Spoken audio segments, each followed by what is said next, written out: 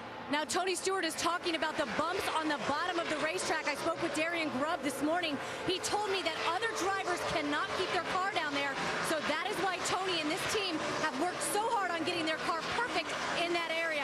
And he says Tony's dirt track background definitely helps because he can drive a crazy race car. And the short way around the racetrack is the bottom lane, right where you see Tony Stewart running, but it is so much more bumpy and it's not just, you know, little bumps, it's waves and bumps and makes the car really hard to handle. If you can make it go over those bumps well, you can shorten the racetrack up and make some time. How difficult is it to set the car up to be soft enough over those bumps and still be able to run high if you have to? It's very hard to do. That's just that's what makes this track one of the most challenging. Truex, the leader up front. He's led all 20 laps thus far. And second spot, Casey Kane. And now in third position is another Hendrick teammate, Jeff Gordon, a four-time Atlanta winner, has taken the third spot away. Yeah, Dale said, you said he was fast in practice, and he's showing it right now. He's one of the fastest cars on the racetrack. Yeah, they were really happy with their car in the longer run as they got some laps on the tires where other people really started struggling. They felt like their car really held up well in that scenario. There is Kyle Busch. We told you he has only 2 top 10 finishes here in 10 starts. This place hasn't been very good to him. He's trying to turn that around tonight. Let me check that. He needs to turn that around tonight if he's going to get in the chase here in 2009. 26 here, NASCAR Sprint Cup Series action presented by Pennzoil, Atlanta Motor Speedway. It is Martin Truex Jr. who has led the first 26 laps. And as the laps click away here, guys, in Atlanta, the times and speeds are really dropping off. Yeah, you can see 181 miles an hour on the second lap for Martin Truex, 163.7 right now, and they're still slowing this. The tires just lose so much grip through a run. Now, the track's going to gain grip as it gets cooler during the night, but as this tire wears through a run, they just fall off a tremendous amount. Yeah, that makes it good. That makes them slide all over the place. It does. It makes the drivers really work at a fast racetrack here, but the amount of grip that's going to continue to happen is not going to override what they have here with the lack of grip because of the worn out surface and this you couple that with the car that doesn't have as much downforce. These guys really have to work tonight, and it's about whoever can get their car to slide the least amount and be comfortable and go fast. When they did the tire test here back in July, drivers said the grip came up rather abruptly when the sun went down. That has not happened thus far because these guys still have their hands full. Yeah, you'll see it though when they change tires, put new tires on. You'll see those speeds and grip level go up way high for a few laps, but then they fall off. Jimmy Johnson has lost the spot now to Gordon. Johnson, one of those drivers who's been trying to just hang on here the last 15 laps. A little more specific, but where is the loose? I'm a 15 if we're using a scale of 10, and a 10 if we're using a scale of 5 for how loose it is. I can't believe we're still hanging out up here. I am loose as a mother everywhere. Man, we have been watching that car, and I agree with him 100%. He is sideways around this track. Yeah, this is an oval, and I'll promise you he's turning right more than he is right left. there. Look right there. You can see the wheels going to the right all the way through that corner. My goodness. Whew. Man, he is earning his paycheck tonight. Man. What do you think Chad Knaus is thinking about right now? Well, he's thinking, I got to tighten him up. He said, well, yeah. He said, we got it freed up, and that's supposed to be fast, so that's a good thing. What are they saying, Jamie? You know, Chad Knaus, you guys, he's always like loose, you know, calm, everything's great. Well, I asked him earlier what to expect tonight, and he's like, I don't expect too much, but actually, I don't really know. And now he's finding out, guys. They set this car up way too loose to start this race. You know, this is a situation, I'm not sure the track is going to gain enough grip to overcome that. They're going to have to make some pretty big adjustments on this car, Andy. Yeah, and I've not seen with this new car where the track's, you know, you gain that tightness that you used to see years ago where it got dark and the track tightened up. Really, I think that they're going to have to tighten this thing up. It's not going to just happen by gaining grip through the night. Let's update Kyle Busch back in 5th spot. Dave. Not running too bad right now, just a little bit loose for Kyle. He does have one mechanical issue. He reported early in the race, just a little loose. Oh my gosh, hung on to that right there. It can't be because of the cool box, which is not working right now. That won't be a problem now, but we're going to get some day races where they're going to have that problem fixed. Let's go to Tim Brewer in the Craftsman Tech Garage. Tim, how's the cool box work for the driver? Thanks, Dave. We've we've got the cool box, folks, and it goes back around the back of the seat. But what we do, we conduct airflow from the side of the car into the cool box. It's actually cooled here that conducts the airflow into the top of the helmet. We learned a long time ago what you want to do is cool the driver with the airy breeze. So we've got a high switch fan, and we've also got a high heat cool control right here. But the driver, he can control it. Draws 30 amps. As long as you don't have any problems with the charging system, you can run it all night. But if it's not working, just simply cut it off and let the air free throw, and it'll be fine.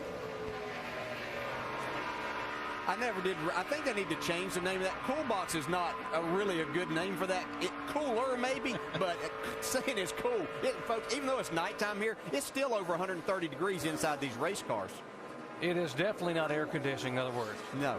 Here's a couple of guys that are trying to get in the chase. A couple of Toyotas. You saw Vickers go by and Kyle Busch there. Vickers really on a move. As you talked about the great run he's had the last 5 or 6 races. 5 top 10 finishes for that 83 car in the last 7 races. And Vickers driving his way now into chase contention. Yeah, and that pass right there makes these two guys. I know we have a long way to go, but this is what we have to keep up with at this time with less than 2 races left. Right, that puts these two guys even points-wise right now. So, but Kyle Busch, I think, would get in because he has more race wins. So that's something Vickers has to think about. He's got to pick up another spot. Yeah, they just passed Clint Boyer. He's actually a lap down already in this race, and these two guys are virtually tied in the points and both trying to get in this chase. And as DJ mentioned, the tiebreaker is the total number of wins. Kyle Busch has won 4 times. Vickers has 1 win. Now the 17 car, who began the day 12th, squarely on the bubble, is about to be lapped. He is being shown back in 31st position. Well, he had that contact with the wall, and pretty significant too, and he was already loose, and I'm sure that didn't make it any better. See, Truex now is putting him down 1 lap. And Andy, as you said earlier, you made a great point that if your car's off here, because of the fast speeds, we have trouble here on coming off Sam Hornish. Sam Hornish. Sam Hornish right, Jr. right there. Get it going. Get it going. That's going to be a break for Matt Kenseth. He's going to get the free pass there because he just got lapped. That's it. Let's be ready for right front splitter stuff. I was wondering how long these guys could hold on to these cars as loose as they were. That's the one thing that you dread here is that first run being really long, and if you were off a little bit. And remember, these guys practiced during the daytime yesterday. They really didn't know what to expect. It looked like some of them overcompensated, thinking they might get more grip than what there actually is. That collective cheer you heard a moment ago was drivers inside the car when they heard the caution flag was out. They get to come on pit road and adjust the cars, and there's the damage, or just a little bit of a lawn mowing gun by the front Dodge. Flat tires and a little bit of grass they can pull out of there, and Sam will be back on his way. See, right here, this is going to happen. And this is one that didn't get saved. We've seen plenty of these almost happen. And that was literally right in front of the leader, too. Plows it across the grass, and Sam coming off 2 top 5 finishes in the last 4 outings, so really gaining on it here, but struggling, as are many drivers in the early laps at Atlanta here tonight. Yeah, Clark was in the bill for that grass right there.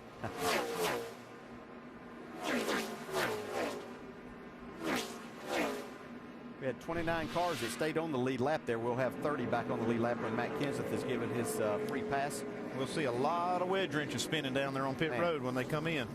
Well, I was going to ask you, crew chief, 37 laps in, how big a swing do you take at it? Now, how much of an adjustment can you afford to make? Well, Matt Kenseth and Jimmy Johnson both need to really tighten their cars up. I mean, big. We're talking about not more than 1 adjustment. I mean, big adjustment. The 17 car is our Aaron's lucky dog. He is the first car lap down and will get the free pass. So after a miserable handling car, Matt Kenseth gets 2 breaks, gets a caution flag and the lucky dog to get back on the lead lap. Matt's also going to have to fix some damage that he got when he hit that wall. He's got that back bumper that's detached from the side of the car. They need to work on that and get this car a lot better for Matt.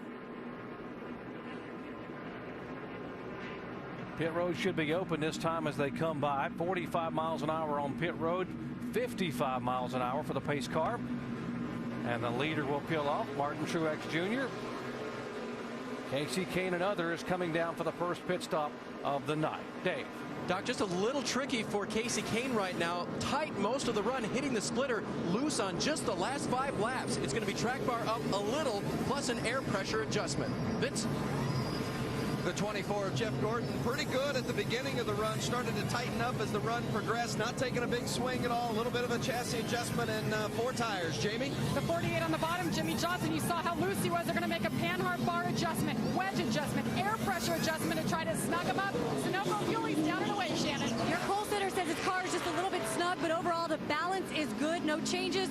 4 tires for Martin Truex Jr. Race off of pit road, and Casey King gains a spot and will be the first car off pit road. You saw they all changed tires. Martin up 2, Vickers back 2. Back with a restart at Atlanta in just a moment.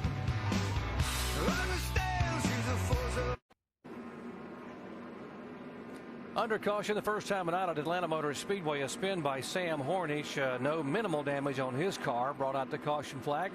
Leaders have been on and off pit road, and the 17 car of Matt Kenseth getting some repairs done to the right side of his Ford. They spent some time to try to reattach that rear bumper, and looks like they've done a good job with the bare bond. He's going to get off the pit road, stay on the lead lap, just ahead of the pace car. That's an important part of this car, too, Andy, that right rear section of really keeping the air attached there. So they wanted to make sure they took the time to get that fixed. Yeah, there's a lot of side force right there that these cars and drivers, they rely on that to keep the car from getting sideways like we've been seeing most of them all night long. Casey Kane's crew been able to get him off pit road first, so he is the new leader. Martin Truex second. There was a race off pit road between the 48 car of Jimmy Johnson and the 18 of Kyle Busch. Originally, they had Kyle Busch in front of Jimmy. They've now corrected that because Jimmy beat him by about 2 inches. Yeah, close race off pit road. This makes a big difference, though, for Jimmy Johnson to get this spot because it puts him on that outside lane. And that's going to help him here on this restart. Yeah, I had a number of drivers tell me at Michigan, after that Michigan race, and we were talking about the restarts and things, they would have rather restarted 10th on the outside than 3rd on the inside because it was so much momentum. And on the outside, you were going forward. On the inside, it took you so much time to get that momentum to be able to, because you were headed backwards. Double file restart shootout style. Casey Kane on the outside lane, Truex on the inside. And as the pace car prepares to pull away, we will listen into the spotters as we go full throttle with the Gree V12.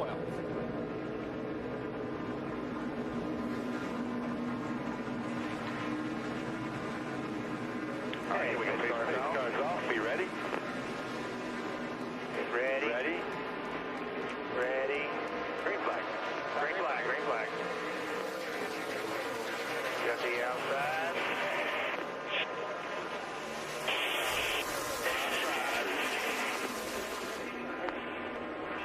Outside. On top now. We'll be back. Outside. Tight, middle 3. 26 is going up high, so middle 3. Middle 3. Outside. Outside. Outside, Jim. FTC, yeah. FTC. Clear low, clear low.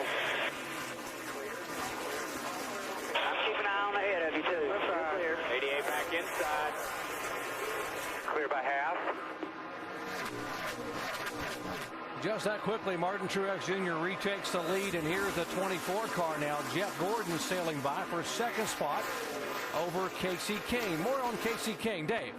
Hey, guys, which line was the fast line on restarts at Michigan? It was the outside, Dave. That's right. What was the fast line at Bristol? Outside. That's right. Why do you think they chose the outside here? Kenny Francis told me today, I think we're going to have to go with the outside unless it proves not to be as valuable as it has been.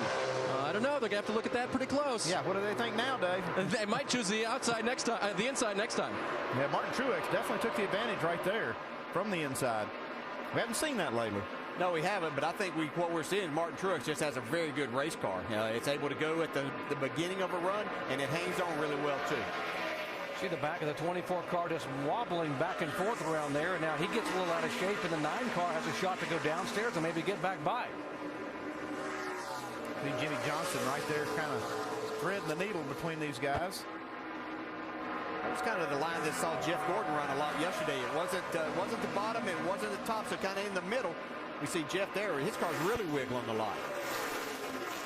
Got a Dodge, 2 Chevys, and here comes a Toyota of Kyle Busch. Look how sideways this 48 car is still.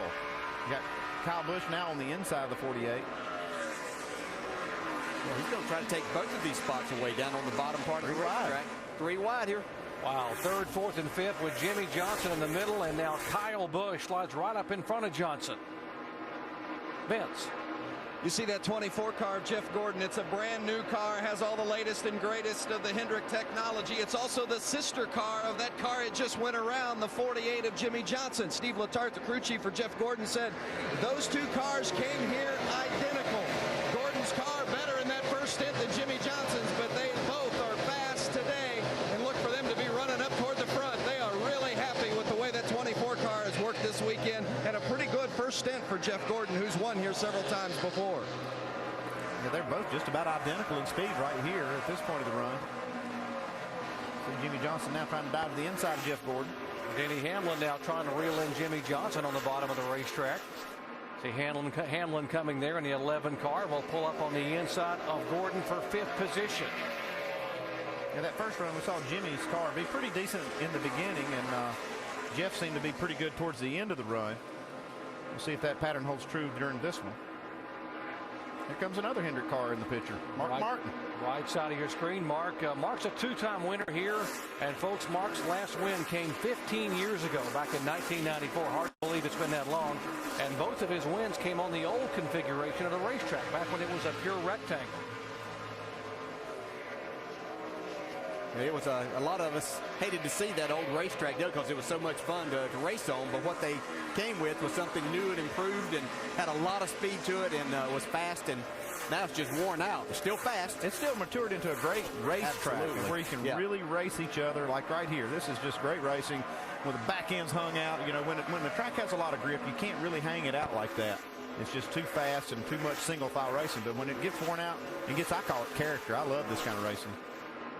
Mark Martin, one of the great stories here in 2009, coming out of semi-retirement at the age of 50. He said Rick Hendrick gave him a chance to maybe go back and get that championship, and trying to drive his way and stay in the chase here for 2009. See Kurt Busch, the winner here back in March, and Carl Edwards both passing Brian Vickers there. Looks like so far everything's good with Carl with his car and his foot right now. Shannon? It's a little bit of a different setup that Carl Edwards is running here today. The team told me this morning that they're just test driving it for the chase. They have practiced with it before, but they've never had it in race conditions. So far, so good. Carl Edwards says the car is just a little bit loose. They did make some chassis adjustments on that last pit stop, and 4 tires for the 99, guys. Here comes Tony Stewart now. He's starting to move to the front. Made a change or adjustment on that last pit stop and got this 14 car running. Yeah, whatever change they might have made with the 24 doesn't look like it's to his liking right now. He's starting to drop back. That puts him back to the 8th spot. Tony Stewart was one of the 4 cars that drivers that did the tire test here in July and thought Goodyear had done a great job with this tire. Said it would come to him as the night goes on. It is definitely coming to Tony Stewart right now.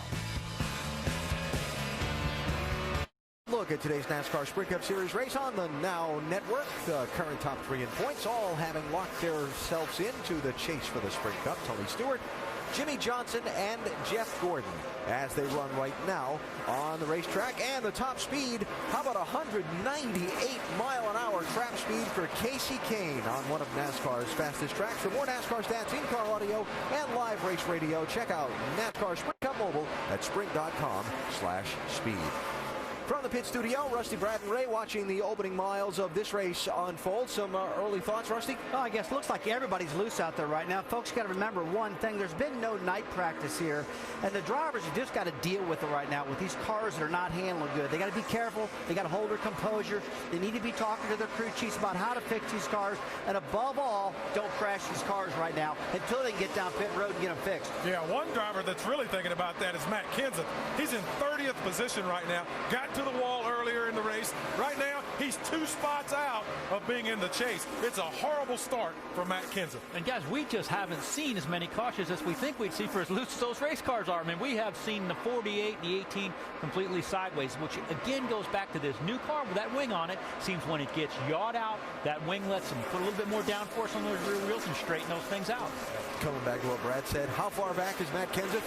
Ray almost finished his answer before we found Matt Kenseth on the camera. I'll tell you what, Matt Kenseth is in a lot of trouble right now. There's a lot of laps to go, but he is struggling and having a tough time. He got that right rear into the wall. He is in trouble. Now here's somebody else in trouble. Jeff Gordon is really falling back. He's all the way back to 15th spot after running as high as as third and fourth earlier in the race. Vince, what's going on?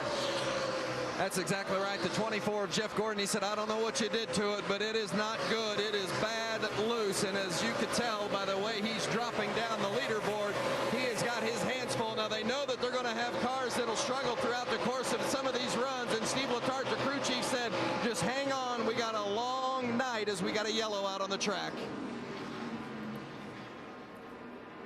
It is Sam Hornish again here bringing out the caution. Sam coming down and sliding sideways across the racetrack. And for the second time tonight, the 77 car will bring out the yellow flag. Well, he slid a little further down the front straightaway that time. Yeah, still he's got a little scrape on the right side, but other than that, I'm not sure he's got a lot of damage. Haven't seen the other side of the car. Yeah, it looks fine. He's just got flat tires again. Part of a tire carcass coming off his car. You see the left rear tire was also flat as he came by. That could have been what created that problem. Yeah, because right you see that tire carcass laying where it is on the racetrack could have started this. He had a tire going down, and yeah, he's all the way off the corner there. Turned around right there on the straightaway. See the piece of the tire laying up against the wall. Like Denny Hamlin just missed it. I think Ray Evernham jinxed him. He said, I can't believe we're not seeing more of these guys sliding sideways as loose as these race cars are and having more caution flags. Now we've had two. I'll tell you what, Jeff Gordon is glad to see that caution because he was headed backwards as those guys were talking about. He was really struggling. Watched him a number of times almost get into the wall off turn 2. And another break for the 17 car of Matt Kenseth, who is the last car in the lead lap, back in 30th position. He'll be able to come on and try to do something to get this car where it needs to be on the racetrack. Yeah, he's in trouble right now. He needs to get this car fixed or he's going to take a huge hit in points tonight. Leaders are on pit road. Second time tonight, second caution flag, and they will all take a chance to come down and get some fresh Goodyears. Dave. Doc Casey Kane gives up second place. He called his car better. They will raise the track bar just a little bit more. They will take a little more air pressure out of the right rear for him, full of Sunoco fuel before he leaves. Vince? The 5-car of Mark Martin, he says he is completely out of control. They're making a track bar adjustment going down one round and a tire pressure adjustment as well. Jamie Little? The last changes for Jimmy Johnson gave him more grip, but he said he needs more forward fight. They're going to make a wedge adjustment, 4 tires and fuel. Jimmy is away, Shannon. Jamie Martin Truex Jr. says the car is still good, a little bit snug. It starts off, but then it starts to free up. He lost one pit road spot last pit stop. See how he gets off this one. So Kyle Busch will be able to be the first car off of pit road. So a little move there by the 18 guys. I think they got quite. I think they just did a great job on pit road and got him out there. He's going to get 5 bonus points, which is going to be very important to him. His pit crew did a fantastic job for him last night, and the driver has to do his part. This is a difficult pit road. The pit boxes aren't huge, so obviously Kyle's doing a really good job of getting himself situated in there where the crew can do their job. Andy, we heard guys talking about 4 tires, but also needing forward bite as you watch the 17 continuing to make repairs here. What do you do to get forward bite on these cars? Well, you just got to start spinning some jack screws. You play with combinations, the track bar, the wedge, spring rubbers. You can add spring rubbers to the left rear. Sometimes, though, when you got a track this slick, you can over-adjust this thing trying to get it tight and actually make it worse. So, seeing a lot of that happening. Maybe that's what happened to Jeff Gordon. Under caution for the second time tonight. There's the 82 car. Our Aaron's Lucky Dog free pass goes to Scott Speed. He was the first car a lap down, and now he will be able to get back on the lead lap.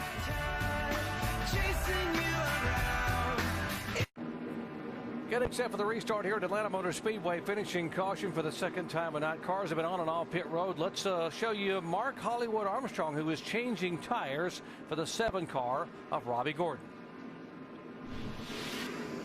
Here we go, race fans. We just need a nice, smooth stop here. Make a lot of adjustments.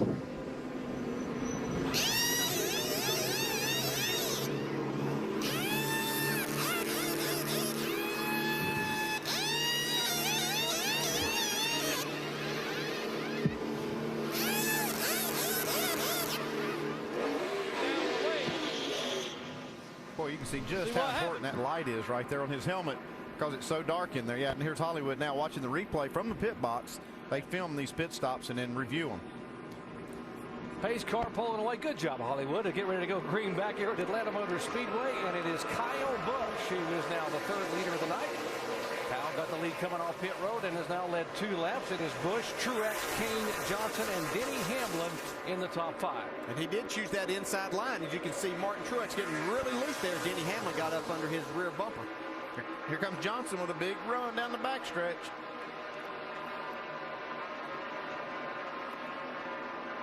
And Kyle Busch has got a huge lead over there in 3 and 4 already. This is the battle for second spot here, and Johnson will take that position away. That's the first time we've really seen the inside lane be such a good lane to be in on these restarts for these double file restart. Check out this 21 car, David Gilliland, man. He is having a great run so far. Subbing for Bill Elliott in the Wood Brothers car, and after Bill broke 3 ribs in a dirt bike accident. More on the 21, Dave. And then we're told about that on Thursday. That's when Gilliland got the call, Doc. They already had the car loaded, so they pulled it back. They put some extra padding on Bill's seat, and they even extended the pedals, welded some extensions in there for David Gilliland, just so he would fit in there. Won't be the most comfortable ride, but so far he's making it look good. Indeed he is, Dave, and he is a hot commodity. Gilliland, we're being told, may run a 4th Joe Gibbs car for 3 races here later on in the season, so certainly his talent showing through well. Yeah, he's been steadily moving forward this entire race, and they made a good pit stop. They did lose a couple of spots on pit road, but they're still maintaining their competitive position on the racetrack. See right here, man, he is right between some really good cars. Mark Martin and Carl Edwards. Let's see. Jeff Gordon was still in that mix. Hopefully he got his car a little bit better than what he had the last time. See the 9 car making his way back towards the front here. That is 3rd, 4th, and 5th. Truex is 3rd, and side by side for 4th and 5th. Denny Hamlin trying to hold off the charge of Casey Kane. Yeah, the last pit stop, we heard a lot of teams were undoing some of the changes they made on that first pit stop because they were trying to get these cars tighter, get more rear grip, like we were talking about that forward bite. But sometimes there's just so much available. You try to go get more, and all you can do is just unhook the other end of the car, and then make the thing a lot worse. So I think that happened to a lot of cars, a lot of drivers up during that last run, and now we're hearing that a lot of teams undid those changes.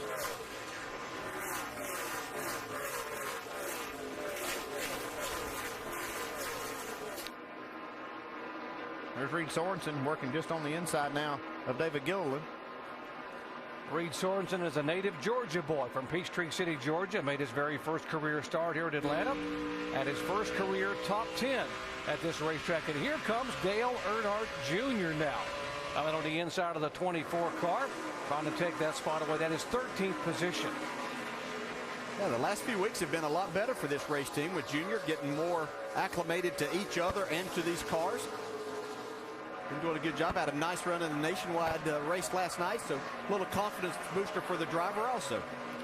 We mentioned he's coming off back-to-back top 10 finishes. Finished 3rd at Michigan, finished 9th at Bristol, and almost didn't finish here tonight if he doesn't gather that one back yet. That's the thing that we've been seeing, the drivers, as they try to make that pass on the inside, they have to really be careful. Most of these cars are just so loose right now. If they try to overdrive them, getting down into the center, get back to the throttle too soon, really gets them out of shape. Jimmy Johnson now moving in on the 18 of Kyle Busch. Johnson has not led a lap tonight. It has been Truex who was the pole sitter twice for 58 laps. Kyle Busch has now led the last 9 laps, and Casey Kane led 3 laps. Guys, it's not too surprising. We talk about how loose all of these cars are. The 2 guys that come to mind when you think about driving these things loose, Kyle Busch and Jimmy Johnson battling for the lead right now. It wasn't long ago we were talking about how out of control Jimmy Johnson was, and here he is trying to take the lead. I think he's still out of control. He's just fast. He's not let up a single bit, though. You can see he's driving up on the outside now, trying to drive on the outside of Kyle Busch. I think this is a lot of times where Jimmy Johnson doesn't get enough credit for hanging on to that car early when it was so loose, and then getting it adjusted and now taking advantage of that. Even though it's still extremely loose, he's able to make that high line work. Yeah, 2 distinct. Look at that car. That 48 is still loose, but it's fast. He makes the pass on Kyle Busch. You think Tom Cruise came on and told him about that? Loose was fast, like you said? Jimmy Johnson officially scored as a leader last time by. Well, Jimmy Johnson continues to lead. A reminder that after our race coverage is done tonight, we go to NASCAR Now post-race, 11:30 Eastern, ESPN2. And tomorrow, the Mac Tools NHRA U.S. Nationals, presented by Lucas Oil from Indianapolis, 1 Eastern, ESPN2. Next weekend, it's on to Richmond, Virginia. The Nationwide Series race is on Friday night, 7 Eastern, ESPN2. And the race that'll determine who gets in and who gets left out of the chase, the NASCAR Sprint Cup Series Chevy Rock and Roll 400, 7 Eastern next Saturday on ABC. Make note of that. After tonight, all the Cup races for the rest of the season are on ABC.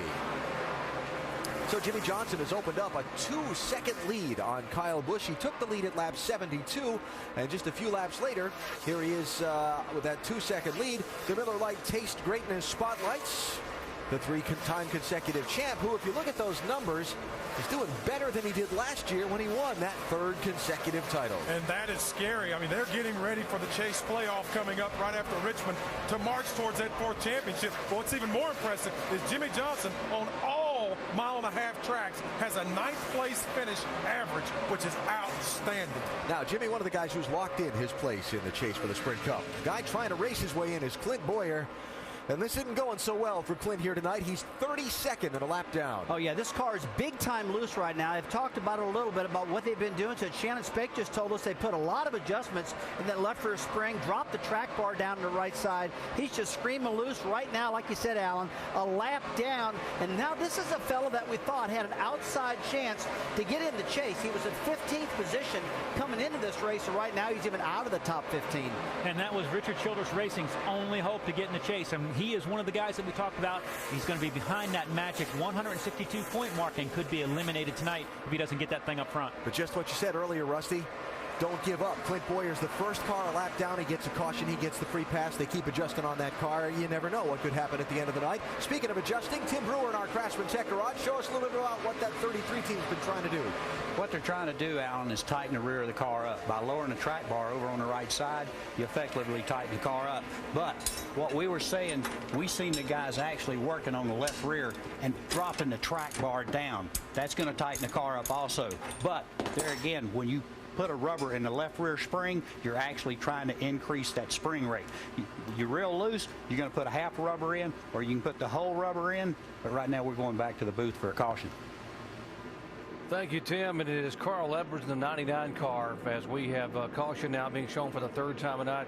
Smoke under the hood there. Yeah, puff of smoke coming out of the side of the car as he came rolling, comes sailing down pit road. He's speeding down pit road, so this is probably not going to be a good situation for the 99 team. Signboard, let's lift on and look everything over. It's like oil on that right front tire, too.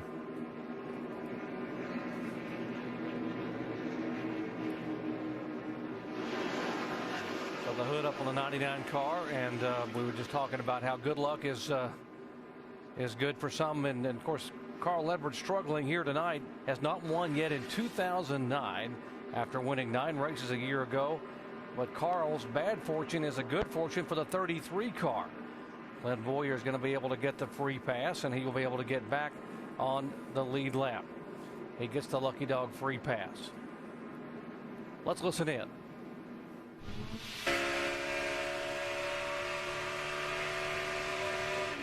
Check your gauges here, buddy. Check your gauges. Yeah, something ain't right, guys. Yeah, just don't wreck that thing. It's normal line or something here. Yellow's out. Yellow's out.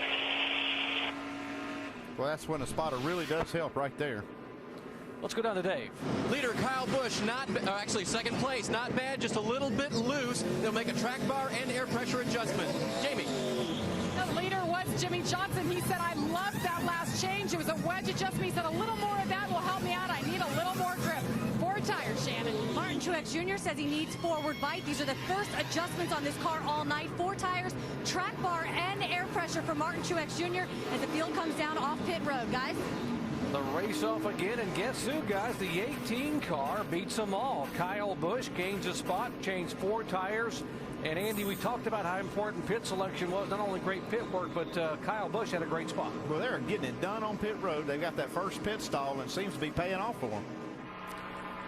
Kyle Busch back out front following the caution flag, and Carl backing up. We'll head to the garage area. We'll update in a moment. cleanup going on pit road here at Atlanta Motor Speedway. That is the oil from beneath the 99 car of Carl Edwards when he backed up pit road to be able to go into the garage area. And some of the guys in there, Andy, really working hard to get that oil off the concrete. Yeah, he's just backing up. Carl was trying to get to the garage, and that thing was leaking a ton of oil as they were coming out. You can see it right here. This is a trail of oil going right to his pit stall or his garage stall to try to diagnose this problem. So see Jimmy Johnson's crew, they want to get all that off that pit stall and that pit road, not just for the crew, but also to get traction for Jimmy as he comes out of the pits. The 17 car back on pit road work continuing there, trying to get that car repaired. Yeah, they're cutting this awful close right here. Yeah, he's got the whole field now entering turn 3, coming to the green. Make sure he doesn't speed right here. He'll have a hard time catching up to the field before the green flag. Matt Kenseth stayed out, by the way, to get those 5 bonus points for leading a lap, so very valuable to him to be able to get those points. Getting set for the restart once again, it is Kyle Busch with great pit work. He led him off pit road. He has chosen the inside lane here on the double file restart. Jimmy Johnson. The dumbest thing I've done tonight. Yeah, you can see the numbers comparing the pit times of the two cars. Not much, but just enough to get that spot. Just 0.7 of a second. Casey Kane moving to the outside of the 11 car. The 11 spun the tires, and Casey gives the spot back. Yeah, you see some of the cars, even Mark Martin spun the tires on that restart. It's just so little grip out there. Even with new tires, it's hard to get going.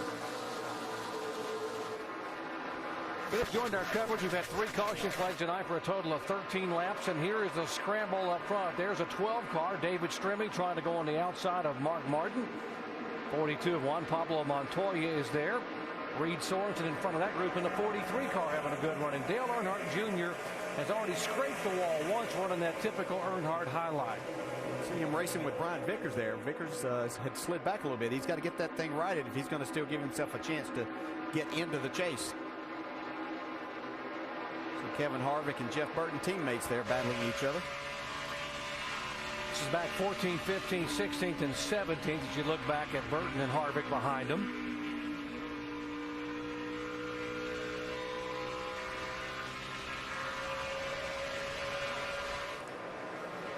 What a struggle it has been this year for Richard Childress Racing, but they made an announcement this week. They're going to make some adjustments in terms of the competition department there. They're going to take Scott Miller and move him from the crew chief spot on that 31 over to the competition director, making a few more changes there too to try to help the performance of that team.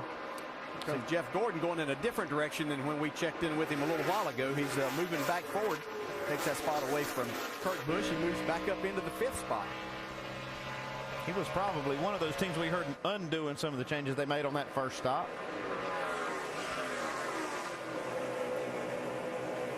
Here's David Stremme battling David Rudiman. They've been side by side for a couple of laps now. Yeah. Stremme having a good run here tonight. His car looks really solid. That's 11th, 12th, 13th, 14th, and 15th on the screen. By the way, David Stremme was announced this week that Brad Keselowski would take over this car number 12 in 2010. Jamie. Well, it's been interesting for Brian Vickers. His car was really loose. They made an air pressure wedge adjustment. Now they've gone back. Their car is exactly the way they started it. He said it's so tight, it feels like a pogo stick. So we're going to keep working on this car to hopefully go forward. He was really having to work right there. Montoya really got down on his quarter panel there as they were down in the middle of 3 and 4. And Vickers was having to squeeze out of the throttle a little bit as he fights back now to the inside.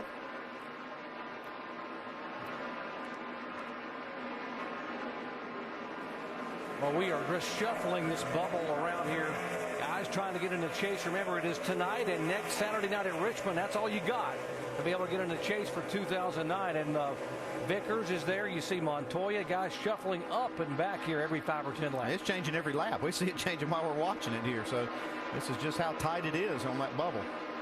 Yeah, this is what the season is about for these guys, getting in that top 12. That's the only guys that are going to have a chance to get into the chase and have a chance at winning a championship in 2009. Yeah, this guy right here is the one that's made the most ground tonight so far is this 18 car, Kyle Busch.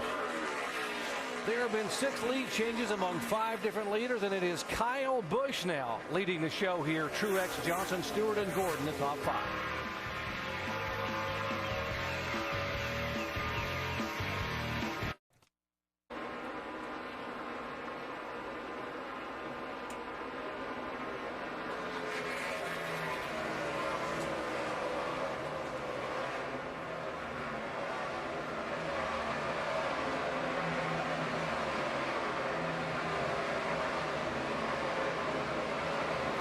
right, so the Dodgers trying to lock in a spot in baseball's postseason. NASCAR drivers trying to lock in a spot in the chase for the Sprint Cup. Our NASCAR Sprint Cup Series race from Atlanta, presented by Pennzoil, and a new leader. Martin Truex Jr. just went by Kyle Busch a lap ago and put himself back out in front. Truex started on pole and has now reassumed the top spot. I'll tell you, Truex has been strong all night long. He kind of lost that spot to Kyle Busch just a little while ago, but this car, the handling of Martin Truex's car has been superior to seems like the rest of the field, Brad. And it looks like he's got his mojo going on tonight. Yeah, he does. From qualifying to the start of the race, he's led over 60 laps tonight. That is the car to beat that #1 car. Martin Truex is really strong. Yeah, guys, it's looking like we saw last night. You know, we keep talking about the top momentum. The fast cars are on the bottom. Kevin Harvick really destroyed the field last night on the bottom. Looks like Martin Truex has got the hot car again on the bottom of the racetrack. And while you watch Kyle Busch in the yellow car try and hold off Jimmy Johnson for second place, just a quick note. One thing Truex has got to work on his team, holding the lead on pit stops. Twice he's come down pit road tonight leading, and twice he's gone out not leading anymore. Big story tonight, Carl Edwards back in the garage area. Vince, what happened? Well, it's one thing when you're trying to race with a broken foot and then you have mechanical problems. Something came up from the track. Some debris ruptured the oil cooler, so they've been furiously working to replace the radiator. Right now they've got the new radiator in. They're going through the car just to make sure that they've got everything, all the hoses on tight. Bob Osborne, the crew chief, just reminding the team, make sure we haven't missed anything in a hurry to get the car back out. So Edwards will be going back out soon, but they've had a lot of work to do here in the garage to replace that radiator. Thank you very much, Vince. And Andy, you can explain about how the relationship is there with the oil cooler and the radiator. Well, not all teams run exactly the same cooling system, but typically you have a radiator and an oil cooler attached to each other. Sometimes you even have an intercooler inside the radiator that uses water to cool the oil. So, you know, that system is basically tied together. So that's why they're changing that whole thing. A little debris came up there and hit that thing. That's kind of unusual. You don't see that very much. This group here is still racing. They've been racing for 20 laps with Reed Sorensen in there, Montoya. There's Vickers a part of that. Now you see Kevin Harvick's joined the mix. See Kurt Busch right in front of him up there, and that's 9th, 10th, 11th, 12th, all trying to move their way toward the top 5, and Montoya continuing to be aggressive in spite of the fact he needs sort of to hang on that top 12 spot in the points. We wondered if Montoya would race it or what he would pace it. I guess no question now. He's going to race this, try to race his way into the chase. Well, he's got to keep running hard here. And you see he's got that back end hung out. He's letting it all hang out here tonight. Yeah, you can't hang back. I mean, you know, his whole goal is to get top 10 finishes, and that's what he's trying to do right now, even though he sits just outside the top 10 after Vickers passes him there. But he's doing, I think, exactly what he wants to do right at this point in time of this race. Whoop, little give and take right there. You see Vickers sliding right up in front of Montoya. Last 2 times out, Juan Pablo Montoya has run in the top 10 much of the day and had trouble in the final laps, like happened at Bristol, where he had a cut tire. With less than 40 laps to go, ended up logging a 25th place finish. Ron Vickers looks like he has his car a little bit better now. It's taking a little time once again to come in, but he's able to make his way back into the top 10. Trying to take that 9th spot away from Kurt Busch, who was, again, our winner here back in March. See Vickers trying to make that bottom work, but Montoya gets such a run. Thread the needle right there. Had some momentum. He wanted a place to take it. Oh, got a caution, guys. Don't see anything. There's the 13 car. Oh, there it is. And he had just come off of pit road a moment ago with a vibration. Max Pappas. Don't even worry about it. So these other cars come. 3 more, 2 more, 1 more, then you're clear to the bottom. So you get it down. All clear. Get it to the bottom. And Max has hit a ton with his Toyota, so that brings out caution now for the 4th time tonight.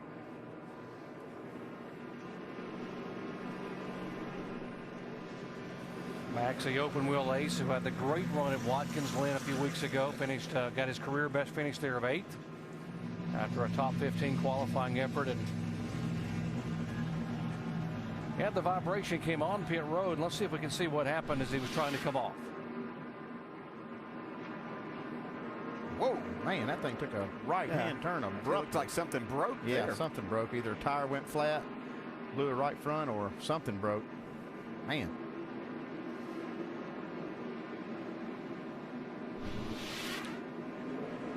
So the leaders will come back on the pit road. They last pitted on lap 83. That's 21 laps ago as they come down. Let's go down to Dave Burns. Kyle Busch gives up third, calls his car so junk after 10 laps. They'll remove air pressure all the way around and put some wedge in the left rear to try to help Kyle.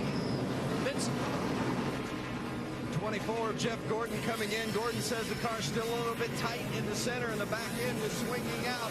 Says it's awesome the first couple of laps and it tightens up. They're going to make an air pressure adjustment with 4 fresh tires. Jamie? Jimmy Johnson said he has front grip now. He can use a little rear grip, 4 tires and fuel. He asked for a wedge adjustment. They opted not to do it. Shannon? Martin Truex just a little bit free at the end of that run. They're going to make an air pressure adjustment and 4 tires as the 18 comes down pit road, guys. A 13.5 second stop for Kyle Busch's bunch, and Bo Johnson and Gordon were in the 14-second category, so Kyle Busch will gain 2 spots. Truex back 1, Johnson back 1, and Kurt Busch up a couple of positions with his Dodge team gaining him up to 7th position. So again, the guys on pit road in the 18 pit, Steve Addington and company getting it done on pit road. Back in a moment.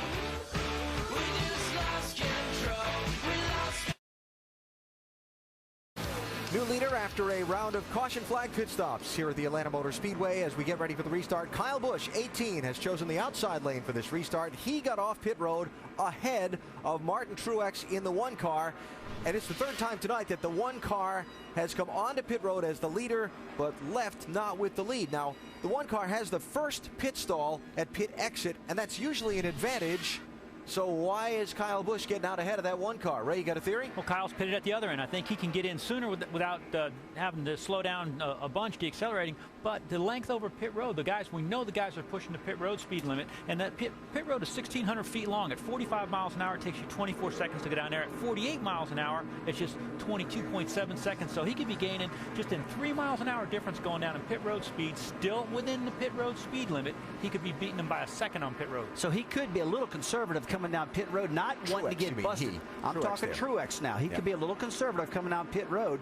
He can call NASCAR and find out what that speed's been and correct that after the problem. Carl Edwards is back on the track. They were under Dale Earnhardt Jr.'s car for a little bit on this caution. Follow up on those stories momentarily. First up to Doc, DJ, and Andy for the restart. Thanks, guys. They were checking the toe in, by the way, under the 88 car where he had just mushed the wall to make sure Earnhardt Jr.'s car was okay. Getting set for the restart, and Kyle Busch will come down. And all these guys spinning the tires a little bit on the restarts here, Andy. Yeah, but getting going pretty good. We don't see anybody losing a ton of ground. We saw Kyle Busch choose the inside and the outside lane for these restarts. Yeah, Denny Hamlin getting a real run right here. Gonna try to take the lead away from his teammate. Denny Hamlin has not led a lap tonight.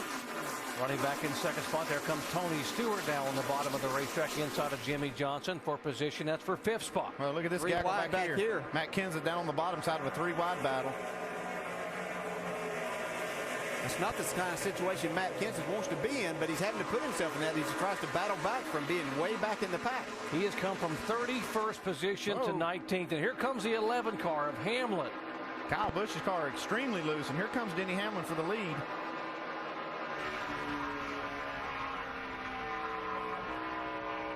It's like Denny's getting his car adjusted now. He's been pretty good all night long. We've seen him run right up against the wall, down on the bottom now. So Mike Ford doing a nice job of adjusting that for Denny. And you see Jeff Gordon now moving back into the picture in the top 4 after kind of dialing himself out after that first pit stop. Steve Letarte and the crew have dialed him back in now. These guys continue to run together here. 83, 42, and 9. They are 10th, 11th, and 12th position. Here's Casey Kane. Now looking to the inside of Montoya. Yeah, and all 3 guys fighting, trying to get themselves situated in that top 12. So these guys are not only battling for tonight, but for the entire season.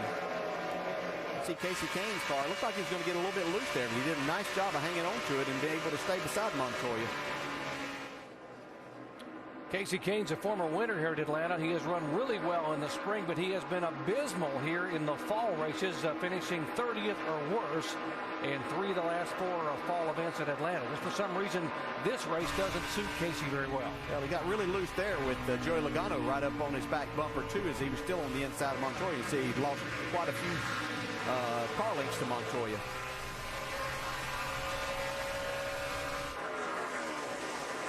Kevin Harvick's got a great view of the 20 car, trying to make a move inside of Kane. That's Joey Logano. That is for position. That would be for 12th spot.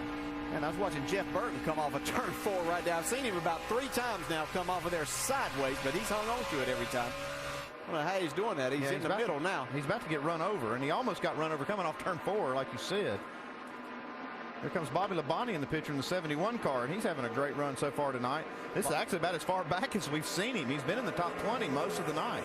569th consecutive start for Bobby Labonte, the 2000 Series champion. He is the winningest active driver at this racetrack. He's won 6 times.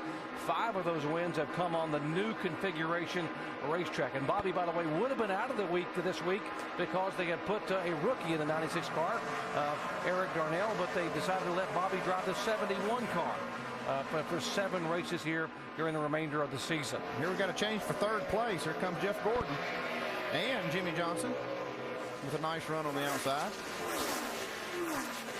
I think Jimmy Johnson is going to try to get both of these cars off of this corner through the middle, but it looks like Jeff Gordon's going to have the momentum. Looks like Truex car struggling just a little bit. Loose again. And I talked to a number of drivers that talked about that the sets of tires that, they didn't have any complaints with the tire, but that they went from set to set that their car would change without making any changes to the car itself. So that was a little bit of concern if they were going to see that throughout the night. Tony Stewart trying to move in on this group as well. You see Jimmy Johnson now going downstairs and going around the 24 car of Jeff Gordon for 3rd position, and you can see the 14 car now trying to reel this group in.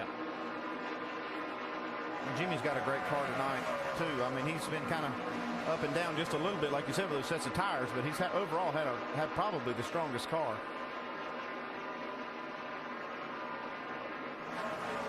And Clint Boyer still struggling with this 33 car. He's really off the pace right now. He had gotten the lucky dog to get back on the lead lap, and now being shown back up in 15th in the points, but really slow, and he will head to pit road. Yeah, he must think he has a tire down or something. Can't see one obviously down. Uh-oh, they're here now. He's got a loose wheel from the last pit stop. And can't take any chances with that. So this will cost him laps under the green flag. He was running back in 32nd position as the last car in the lead lap, and now he will lose at least a lap. Shannon. Well, guys, this has been one awful night for Clint Boyer. The car has been horrible all night, loose all night. They've been making major changes, and just when it seemed like it was just coming to him, it started to get loose again, and now this, a loose wheel for Clint Boyer, looking to make the chase. This is not good for his chase hopes, guys. It is hard to believe that all 3 RCR cars made the chase last year and the year before, and none of them probably will be in the chase this year.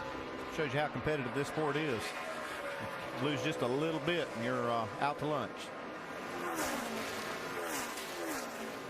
Coming into this race, Denny Hamlin was the only Joe Gibbs car in the chase.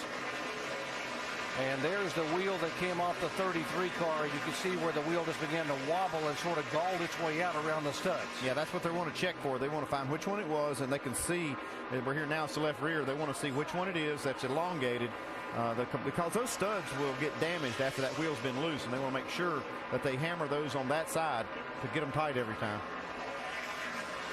So troubles continue for Richard Childress Racing in the 33 car of Clint Boyer. Back up front, Denny Hamlin has become our 7th different leader. 10 lead changes here, lap 119 of 325.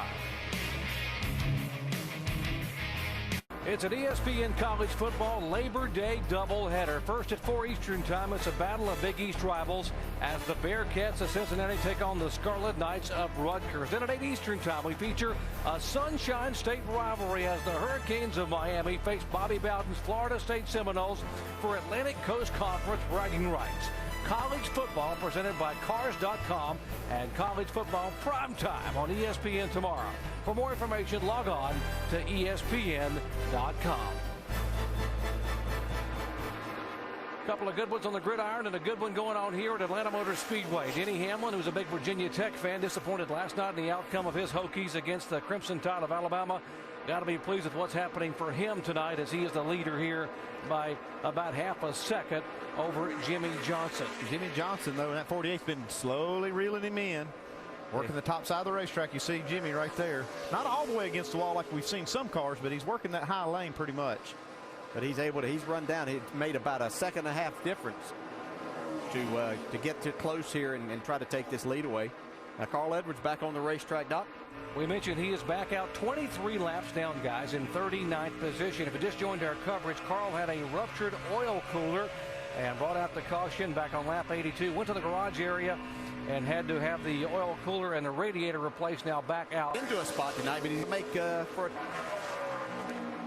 Jimmy Johnson had led once earlier tonight for 12 laps and now reassumes the lead here on lap 127. He's not ready to give that lead up quite yet. About a dead heat at the start-finish line, but I think Hamlin will be credited with leading that lap. Well, we're seeing so many wide chassis changes just over a period of a few laps. Some guys will just go to junk. Others will get better and better over 5 or 10 laps. Well, that's what you have when you have a track like this that has so little grip as you wear the tires. It's so abrasive on the tire. And when it does that, if you can, if your car is abusing one end or the other, your car can go away to teetotal junk in just a few laps. We've kind of seen that with Kyle Busch. He's been able to go fast for 5 or 6, 7 laps, but then he just goes off terribly loose. And now we don't even see him in the picture hardly here. And Andy, one car that has come to life is the 88 car of Dale Earnhardt Jr. He had been on pit road. We mentioned they had the car up on jacks checking the toe in on the front of the car. And the last 5 or 6 laps, he has been flying. They actually changed the toe. They had it jacked up and made a change to try to correct that. And it's really lit this car up. I mean, they have been coming straight to the front. He's been working the high lane earlier. Now you see him on the bottom. But that was a good move by that team to do that because they had to restart back at the tail end of the lead lap cars when they did it. Yeah, he restarted back in 30th position, and right now he just moved into 14th spot. Yeah, this is the line that he's used to make all of that time up, but he caught up to Brian Vickers, and he's kind of taking that lane away. But let's go to a replay and show you just a few laps ago. He surprised this group right here by driving up on the outside of him and almost ran out of room. You see Ruderman and Ambrose get together. They're trying to stay out of his way.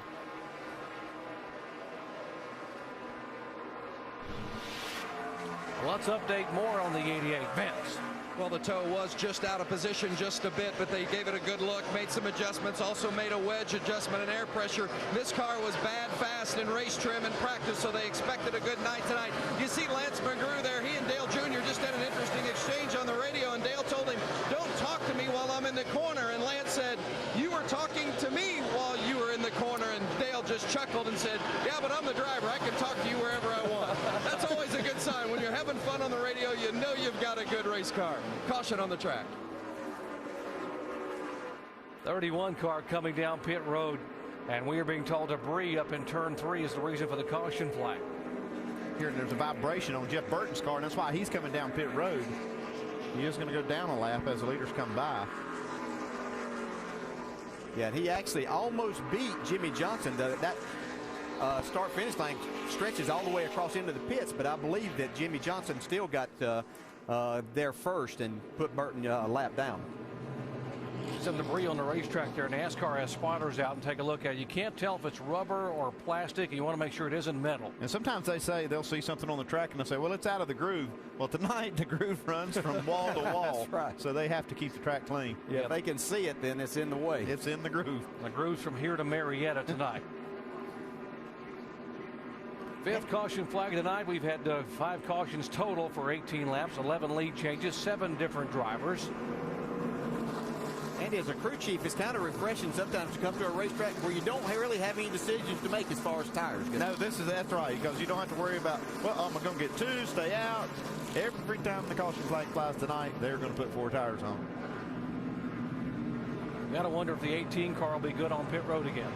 Well, they've been solid tonight for sure. They got that first pit stall and have taken advantage of it. Dave? Kyle Busch started that run as a leader. He fell back to 4th. He said, "Call me crazy, but maybe we make this loose car a little bit looser so I can drive it better." Track bar will go up, a little bit of air pressure in the right front to balance that out.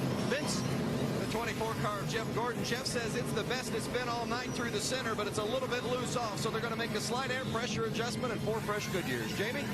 Jimmy Johnson's feedback has been incredible. He's saying he's inconsistent, though, through the center, but he was worried if they adjusted it would free it up too much, but they did make a track car adjustment, 4 tires, Shannon. Right side outside air pressure and wedge adjustment for Denny Hamlin in the 11. He says it's just a little bit free, guys. Here we come. Race off pit road. Looks like the 24 got it. Quickest stop of the night there by Jeff Gordon's bunch, 13.3 seconds. You see the result. He gains a couple of spots on pit road. Boy, it started out great. You saw that right side. They were really fast on the right, got around there, made a great pit stop, and gets the lead off pit road. Kurt Busch also gaining 4 positions there with the 2 car getting a job done. Well, let's go over the wall with Mark Hollywood Armstrong, who changed his tires for Robbie Gordon, who's back on the lead lap.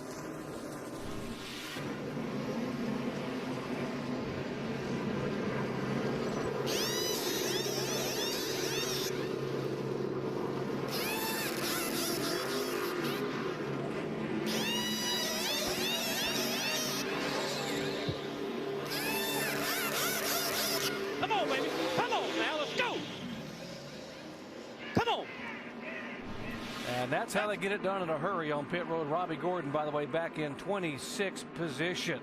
And we told you it was the best pit stop of the night for Jeff Gordon. 13.3 seconds. Those guys know they got it done. They are tired of getting beat off pit road. And their driver, because of what they did, was the first off of pit road. Back to the restart in a moment. Back at Atlanta Motor Speedway, Jeff Gordon is our leader by virtue of great pit work. Now let's show the comparison on pit road here. Yeah, here's 2 teams that are flat getting it done on pit road. Jeff Gordon getting the lead, his team getting the lead off pit road. You can see that left side, 3.1 seconds, finishing that stop up at 12.7. A second over Kyle Busch, who also gained a spot on pit road that time. So crews responding to challenges on pit road, and Jeff Gordon, the 4-time winner at Atlanta, now being shown as a leader. He will choose the outside lane here on the restart. Yeah, we've seen different scenarios here as far as these drivers. I think they don't know exactly which one may be an advantage. If there is an advantage, I think it just totally depends on what the driver likes right now. Couple of Chevys up high, couple Toyotas on the inside. We'll see who will get the advantage. Even with new tires, it's hard to take off here. You have to really be careful not to spin the tires. Denny Hamlin looks like he's got this thing figured out on these restarts. I think overall we've seen that inside lane get the advantage on the restarts. Hamlin pulling Gordon by a couple of things now, make it 4 car lengths down the backstretch. So Jimmy Johnson fighting back on the outside here. Get that 3rd spot away from Kyle Busch. It's like it takes Jimmy Johnson a few laps to kind of get that car corralled and aimed in the right direction before he starts making his way back to the front. He's been in a controlled slide really since the race started, but he's controlled that slide pretty well by driving it to the lead after they run a few laps on tires. Give a call to Joey Logano. You see him on the right side of your screen there, moving in the 20 car. The 19-year-old rookie having a very good run here at Atlanta. Yeah, he's doing an excellent job. His pit crew picked him up 4 spots on that last caution period there, so that's always nice. You see Montoya taking that spot away from him now. 3 of the top 6 are all Gibbs cars. They're having a great night overall as a team. Looking back from Juan Pablo Montoya's Dodge Chevy, pardon me, after he took away the 6th position. And the 1 car up near the concrete, not sure if he got it, but he went all the way up against the wall, came very close. Well, he's not the only one. I've seen a bunch of them up there tonight. He's really falling back. He's back in the 17th spot. Somewhere he hasn't been all night. He's been up in the top 5 the entire night. See right behind him is Matt Kenseth. His pit crew did a nice job. He had fallen back outside the top 20, but he's trying to battle back once again. They're still fighting some handling issues with that car. Well, that could be the comeback of the night for Kenseth. Here comes Jeff Gordon, the 24 car, now trying to take the lead. Well, you hear the fans over there in turn 3 cheering Jeff on. He gets it done, gets the pass made off of turn 4.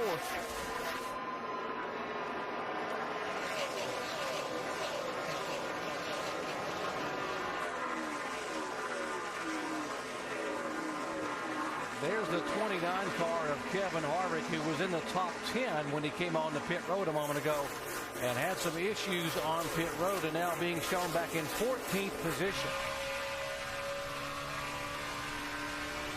He's coming forward. He's actually had a pretty decent car all night. It's not that he's been up in the top 5 battling, but he's been working his way up here. He's got a good view of Junior up there against the wall. I mean, you can't hardly put a piece of paper between that 88 car and the wall. Harvick probably like to take his nationwide car from last night and race these boys as bad as that thing was, huh? That thing was so fast last night. Dale Earnhardt Jr. finishing third here in the NASCAR Nationwide Series race behind Kevin Harvick and Kyle Busch.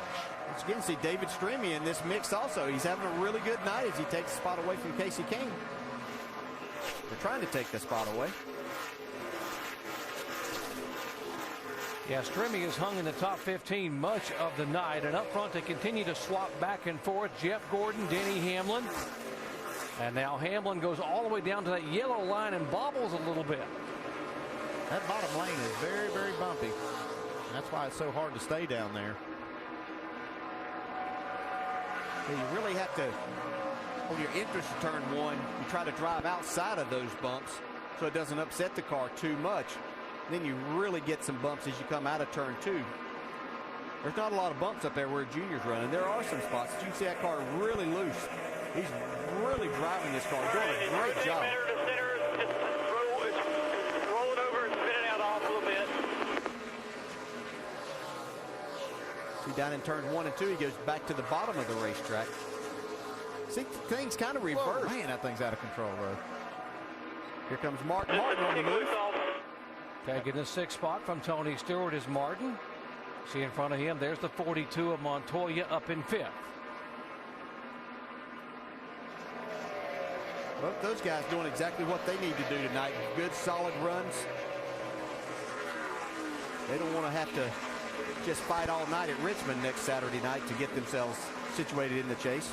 Montoya and Mark both well in the top 10 here. If Mark Martin were to get into the chase, and he should be right now, he could be the #1 seed with his 4 wins if Kyle Busch does not make it. Jeff Gordon, our leader, back in a moment.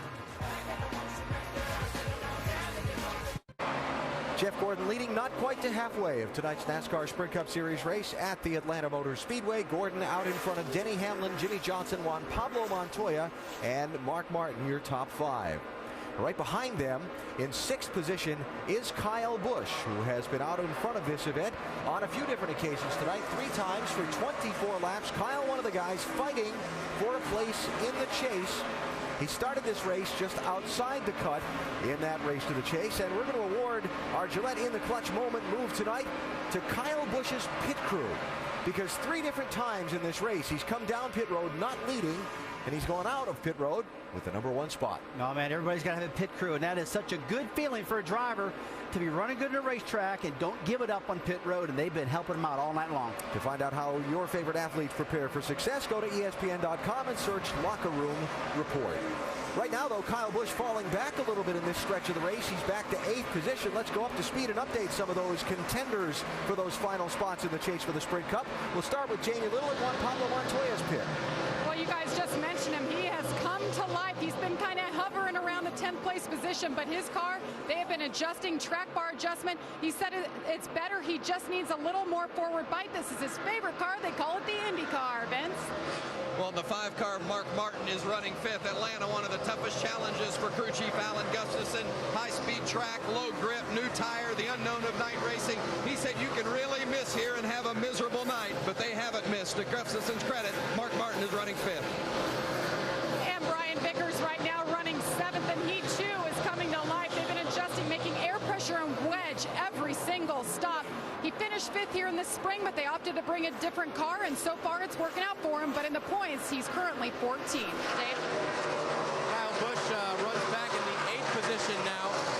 His issue has mostly, actually been all over the place.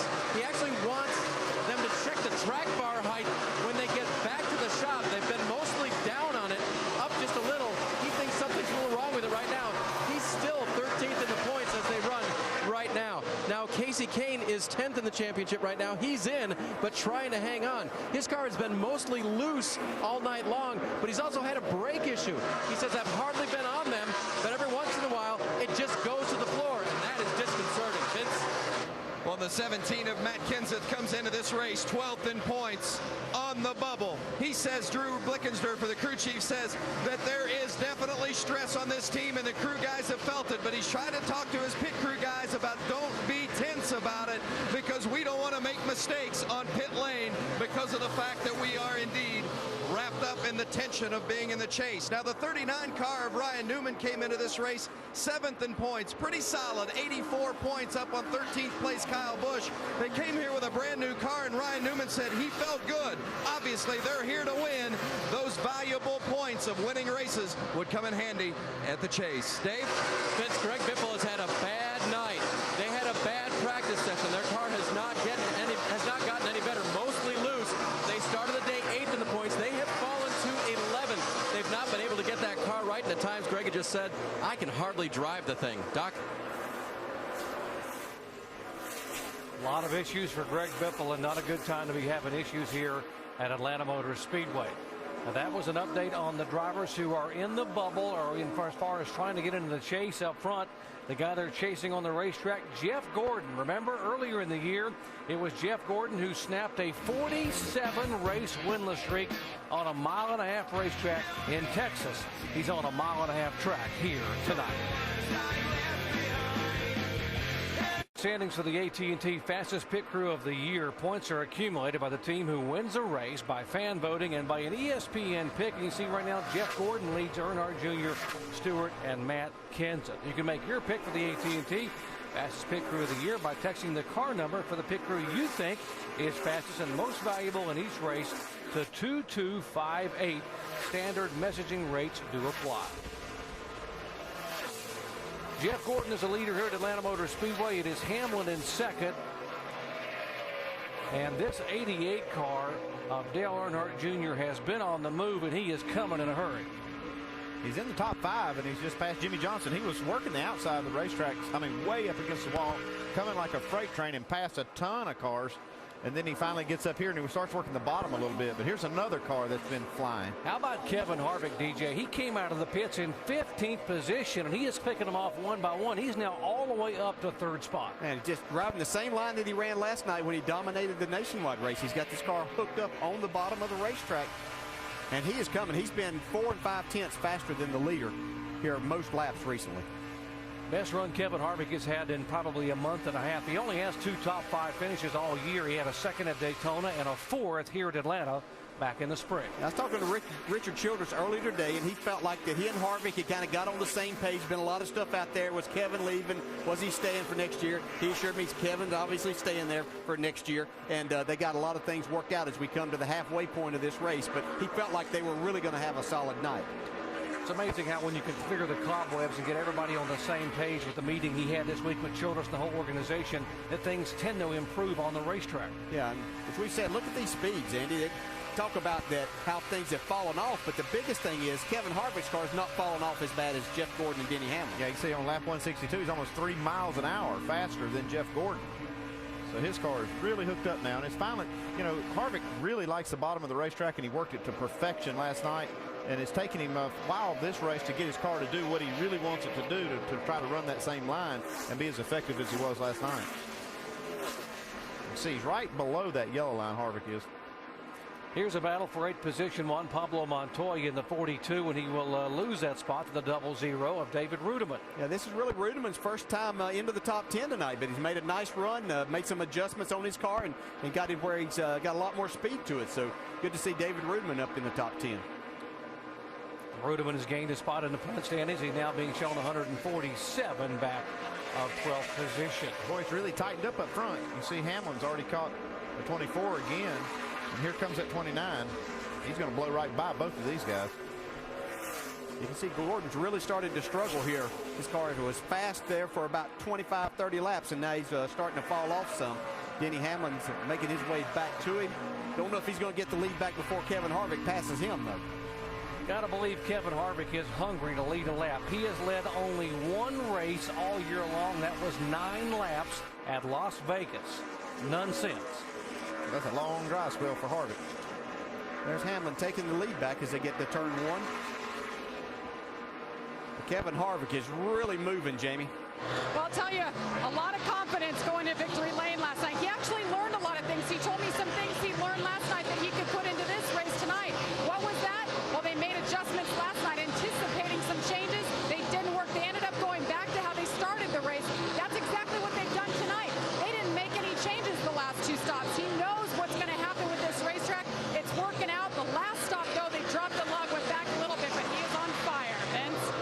the 24 of Jeff Gordon, as you see him right there in the mix of that threesome for the battle for the lead. Gordon says the car is loose off, and obviously the positions are starting to fall away from him as Hamlin and Harvick have gone by. But Steve Letarte, very calm on the radio, the crew chief, telling Gordon, hey, we just passed the halfway point in the race and the halfway point on these tires. We got a long way to go. Hang in there, be patient. We're good. We'll be back. You got to believe that Gordon's car, the way it's been tonight, they will be. See the 83 now moving into the picture. Brian Vickers. We talked about how he was trying to get into the chase. 39 points out heading into the night, and now the 83 car being shown just 8 points back of being in the top 12. There is Brian Vickers, and what a run he has had the last 7 or 8 races. It really has, and even tonight he made a real run at the beginning of the race, but then he kind of fell back. Looked like they made some wrong adjustments, but they've made the right ones now, as you see him trying to take that 3rd spot away from Jeff Gordon. I'll tell you, this run by Harvick is still amazing. Since the restart, he has gained 17 positions to take the lead. I mean, he has really got his car rolling. Great battle for second. Oh, right up against the wall. He takes that 2nd spot away. And as of right now, if things quit, he would have himself in that 12th spot in the chase. So he's doing exactly what he's had to do, race his way in there. And they've made the adjustments, and Brian Vickers doing a great job. Brian Vickers has never made the chase. This is the 6th year in NASCAR's playoff format. It's going to be a landmark year for him, coming off the great runs he's had the last 5 or 6 weeks in a row. While these cars are moving toward the front, one car that's been really struggling and starting to drop back a little bit is Jimmy Johnson here in the 48. This is by far the worst run for Jimmy. Oh my gosh, look at that car get sideways. I don't know how he holds on to that. Yeah, I think this is going back, and we see Vickers going forward. We see Harvick going forward. Jimmy Johnson going backwards. We're just seeing, I think it's the different sets of tires these guys put on, and probably the racetrack changing a little bit as it's even cooling down more. We see David Streamy trying to take that 10th spot away from Jimmy Johnson right now. Yeah, David Streamy having a good solid run tonight.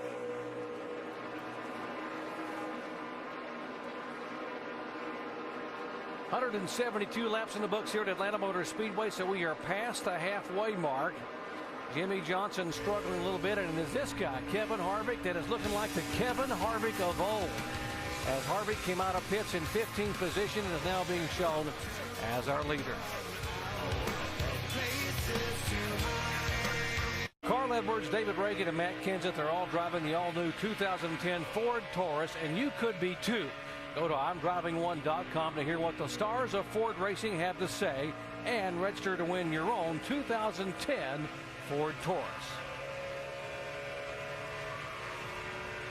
Past the halfway point, NASCAR Sprint Cup Series at Atlanta, presented by Pennzoil. Here is Kevin Harvick, our leader. Brian Vickers in 2nd spot. Denny Hamlin is 3rd. And Dale Earnhardt Jr. is like a rocket all of a sudden. He goes to the top of the track and then bottom and back to the top. But he is coming in a hurry. He's coming to the front, but he's having to wheel this car. He's been sideways numerous times. See just how close he is there. You hear him working the throttle as he tries to get through the center of the corner and on the exit. All the drivers are earning their keep tonight. Yeah, this is a hard race. This is a long, hard 500 miles at this racetrack, especially whenever you've got the car sliding around this much, Vince. Well, this is an example of teamwork. As you see the guy behind the wheel getting a lot of credit tonight, but this team has worked from the shop right to the racetrack to get this particular race car ready. It's a brand new car. First time it was on the track was this weekend, and Lance McGrew was very excited to see the performance that it would put forth tonight. McGrew, the crew chief, he says that they have seen results in this team improve, although you haven't really seen it on the scoreboard, despite the fact they were 3rd at Michigan, 9th at Bristol. But he says we've been a lot better for a while now, but the results are just starting to show. And I'll tell you what, Dale Jr.'s smiling a lot more too when you see him, and a confident driver always helps. Hey, he probably wasn't smiling when the back end just got free there, was he? He's probably smiling after it didn't spin out, I'll guarantee you. But man, he's doing his job, and just goes to show you, a lot of people out here were questioning Junior, his commitment and driving ability and all of that, as we watch him really work the throttle through there. But look at Junior this. showing he can get the job done. And there's our pole sitter getting lapped by Kevin Harvick. That's this car. That one car has just fell off the map the last few laps. Yeah, hard to believe Martin Truex, who led 3 times for 68 laps, has suddenly gotten so bad. Let's listen in. So loose. Look, I got flat rear tires. Got no rear grip at all. None. Zero. Wrecking, getting in a corner and plowing in the middle. I don't know. Something's wrong with the car. The only way to fix it, I think, is to stop and start over. I can't figure it out. They did make a track bar in that last pit stop, track bar adjustment to try to help the handling, but this car is just bad. They're thinking about coming down pit road about lap 187 to try to get it fixed up for Martin Truex Jr., but he is hanging on out there. Hanging on is the key word. That's just, man, you get this thing there. Look how loose the race car is. We talk about everybody being loose, but that car is just ready to wreck. Man. And this car ran in the top 5 all night long until this particular run, and now he's gotten lapped. And the 48 also just barely hanging on, DJ. He has been sideways the last 2 times he's come off the corner. Now, this is one of the longest green flag runs we've had. They're going to actually have to make a green flag pit stop here in the next 10 laps. How much slower he is than Kevin Harvick. 5 miles an hour slower that last lap than what Kevin Harvick, our leader. The fastest lap tonight is about 30.5 seconds, and we see 34-second laps now, so the times have really fallen off. Jamie? Well, let's see if we can assess this, Andy. Before the last pit stop, Jimmy Johnson came in and he said, okay, I need some rear grip. So he pitted, put 4 tires on it, but they made a wedge adjustment and a track bar adjustment. Now he says the car is just tight, and then it gets snappy loose on him. You don't agree with that, do you, Andy? Well, I just saw the changes they made. They made a track bar adjustment. They actually lowered the track bar and took wedge out of the car. And, you know, you never know what's going to work and what's not. You just have to try it and see. And obviously this is not working. And Chad Knaus cannot wait to get this car back in the pit stall to undo some of that. And what they did could make the car do exactly what they're talking about. Tight in the center with the track bar down. Doesn't allow the car to turn as good. But you've got wheel in it, and then with the wedge out, you're losing grip on the exit of the corner. So they're probably going to go back on that and possibly even go the other way. We've known Chad Knaus to go 3 or 4 rounds the other way just to see if that fixes it. See, now you see Jeff Gordon struggling. Now Greg Biffle's on pit road. Dave? And he was running in about the 24th position, trying to short pitch just a little bit. Reed Sorensen on pit road just in front of him. For Biffle, the car's still loose. They will take a rubber out of the left rear, however, but they will put wedge into the left rear to try to make this car better for Greg. This is about where he struggled all night, mid-20s, after qualifying 26. It's been a long night. Well, that's the thing. You're going to try a lot of things, different combinations. You're going to do things, unconventional things, because the cars are just so out of control. Here comes Truex, man. He's ready to get something done with this car. Oh, these drivers are ready to get on pit road and get some fresh tires and just have a little bit of relief. And hopefully their crew chiefs are going to make something that makes it, or do something to their car that makes it feel better. Finally coming down. Let's go down to Shannon. Well, it is going to be a chassis adjustment for the one car. They have got to tighten them up. Martin Truex Jr. can hardly hang on to this car. You see that wrench in the back window. It's also going to be 4 tires. He said he felt like he had no air pressure in those rear tires. That's how loose he was, just sliding all over the racetrack. Started off with a great car, Vince. The 17 of Matt Kenseth. Remember, he came in on 12th on the bubble, and they've had adjust on that car all night long. A little bit loose. 4 tires and an air pressure adjustment. Shannon. Tony Stewart also not happy with the car. He said he felt like he had a tire out of balance. He said it wasn't loose, just out of balance. It was messing up his world. 4 tires for the 14 car, guys.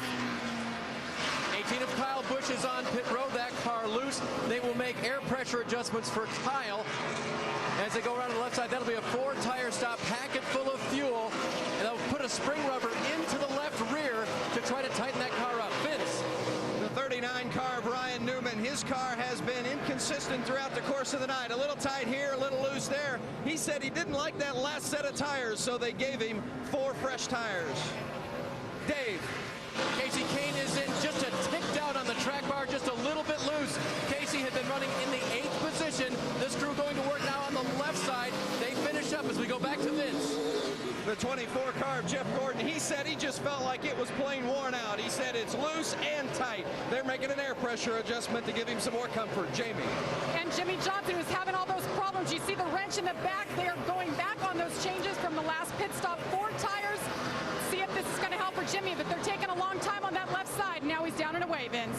The 5 car of Mark Martin has been real strong tonight, running up around the top 5. He told his team, don't overdo it. The car is okay. Let's see what happens.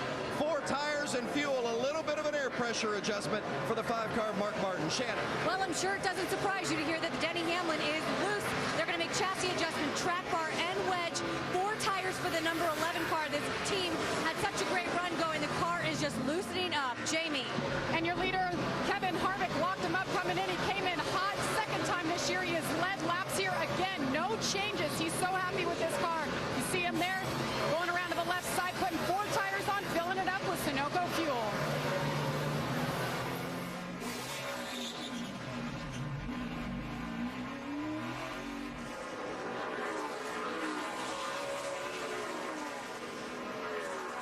The 6 car, David Reagan, coming down. He is a pass-through penalty for being too fast on pit road. There's a 21 car of David Gilliland, who has had a good run for the Wood brothers. Vickers in. Jamie. Well, they finally got this car the way he likes it, and that is loose all the way through the corner, so no adjustments for Brian Vickers. It's 4 tires, and guys, he did get those bonus points for leading the lap there. Every point is so critical. Vickers getting those bonus points, and the 31 car also a pass-through penalty. Yeah, we're seeing a few penalties, and a lot of cars having trouble getting on pit road and getting the car slowed down. When they lose so much grip in these tires, they just can't hardly get the car slowed down to get on pit road. You see Harvick a minute ago, he really jammed those brakes on trying to get this car woed down from 170 miles an hour. Yeah, I'm surprised he didn't blow the left front tire out right here as hard as he was on the brakes. Sliding that left front, trying to get down to pit road speed. Yeah, he was doing everything he could, downshift and everything. The 6 car wasn't so lucky. Watch David Reagan hit the commitment cone there coming in. Yep. And he's trying to get back down pit road here. He just about misses the whole pit road. Second time was the penalty stop when he was trying to come in, and I still almost missed pit road. Boy, that's frustrating. David trying to hustle the car to be able to make up some time here at the home racetrack. Kevin Harvick having the kind of night he hasn't had in a long time. Harvick's last win, you got to go back 2 years ago at Daytona in the 500.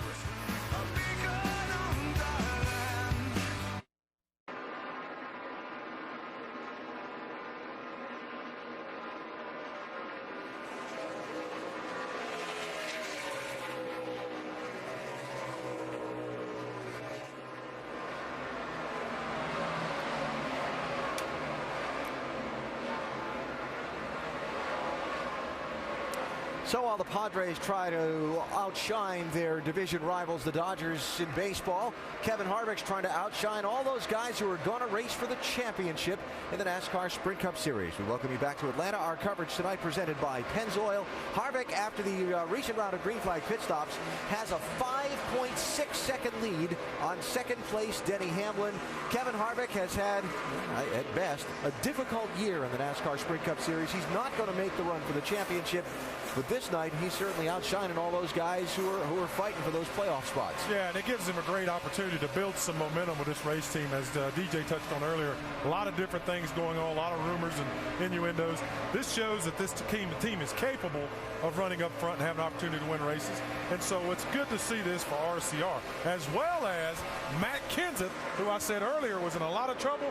Guys, he's in 9th spot. He and Drew Blickensderfer have worked their rear ends off and got it back together. Let's show you those standings in the race for the chase. Remember that we came into this race with 9 drivers fighting for the final 6 spots. And you see the plus minus, the change in position on the night. And look how close the point totals are as well. Boy, you've got that right. Take a look at Greg Biffle, though. Now he's down to 12th, and he just got lapped on the racetrack a little while ago by Kevin Harvick. So he's a little bit of trouble right now, a little nervous ground right there. Hey, guys, you only showed the 7th, up to 6th now. Carl Edwards had trouble. I mean, we're talking 83 points difference from 8th or from 6th now to 12th. this thing is getting tighter and tighter and tighter. And like we said at this, trouble, Jimmy Johnson. How about that? We saw him sliding and struggling all night. earlier. Watch his out. Yeah, this time he just actually spun. Not a scratch, though. Look at that, huh? Not yet. No, I'm okay, I think, for right now. That was me spinning. 10-4. Nice and slow, bud. So Jimmy Johnson goes for a spin and brings out caution number 6 on the night. And let's go upstairs to Doc, DJ, and Andy. No drama about the pit stops here, huh, Andy? No, they're going to come get 4 more out. But, man, we have seen Jimmy Johnson spinning this car out all night. Finally, it's out there far enough. And now you're just loose, right? Now, just went out there far enough to bring the caution out. It's loose. Chad definitely going to believe him now. He'll believe him. Yeah. You know it's a tough night when the champ. The front end feels really alive for some reason. I don't know why it started so tight the last run, and now it's doing this. I can't explain that. Huh. He was saying that his car actually started out really tight the last time with the adjustments. See what happened to Jimmy Johnson looked way ahead there out in front of Carl Edwards onboard cameras. Yeah, you can see he just gets sideways. Right here in front of you. Green is still out. Does a great job not to hit anything. He went from the top all the way to the apron. Didn't lose a whole lot of spots right there. That's pretty good. Well, he's been doing it all night. He's been sliding sideways all night. Brad says they've been wrecking all night. That's pretty good, Brad. Yeah, he wins the drifting competition here at Atlanta Motor Speedway, sideways. I'll give him a 9 on that one. Well, when you win championships and things, you do things like that, you know. And sometimes you look at it and say, well, we were pretty lucky there. But Jimmy Johnson, with his skill, was able to hang on to that car, not hit anything. They'll still be back with a chance to have a chance at winning this race probably before these next 124 laps are over. Well, they made an adjustment. They made an adjustment on the car. They came back and undid the adjustment, and the car still has issues on the racetrack. Yeah, he's still got plenty of time to get that car dialed in. Chad Knaus does. Kevin Harvick coming down pit road, as are the other leaders. Dave. Casey Kane gives up 5th. The car was just a little bit loose. Half down on the track bar, half down on the left rear wedge. 0.2 of a pound of air pressure out of the right rear. Vince? Dale Jr. says something that you don't hear too much on the radios tonight. The car is pretty comfortable. Don't do too much with it. 4 fresh tires, and away he'll go. Jamie? Kevin Harvick loving this car. He's raced it 4 of the last 6 races. Finished 6th at the Brickyard. Tonight it's on fire. 4 tires, fuel, no changes once again. Shannon? Denny Hamlin says the car's still a little bit loose. They're going to go half round down on the track bar, 4 tires, and race off pit road, guys. Well, that is a closer. Watch them coming off pit road there. 3 wide, almost 4 wide. And Harvick and Hamlin were very, very close. Harvick had momentum. Hamlin was trying to get the car up to speed. You see Earnhardt Jr. gaining a spot, as did Casey Kane. Vickers losing 2 positions. See, Jeff Gordon's team still getting it done on pit road, trying to help his cause. Man, this is tight right here now. Harvick nips him.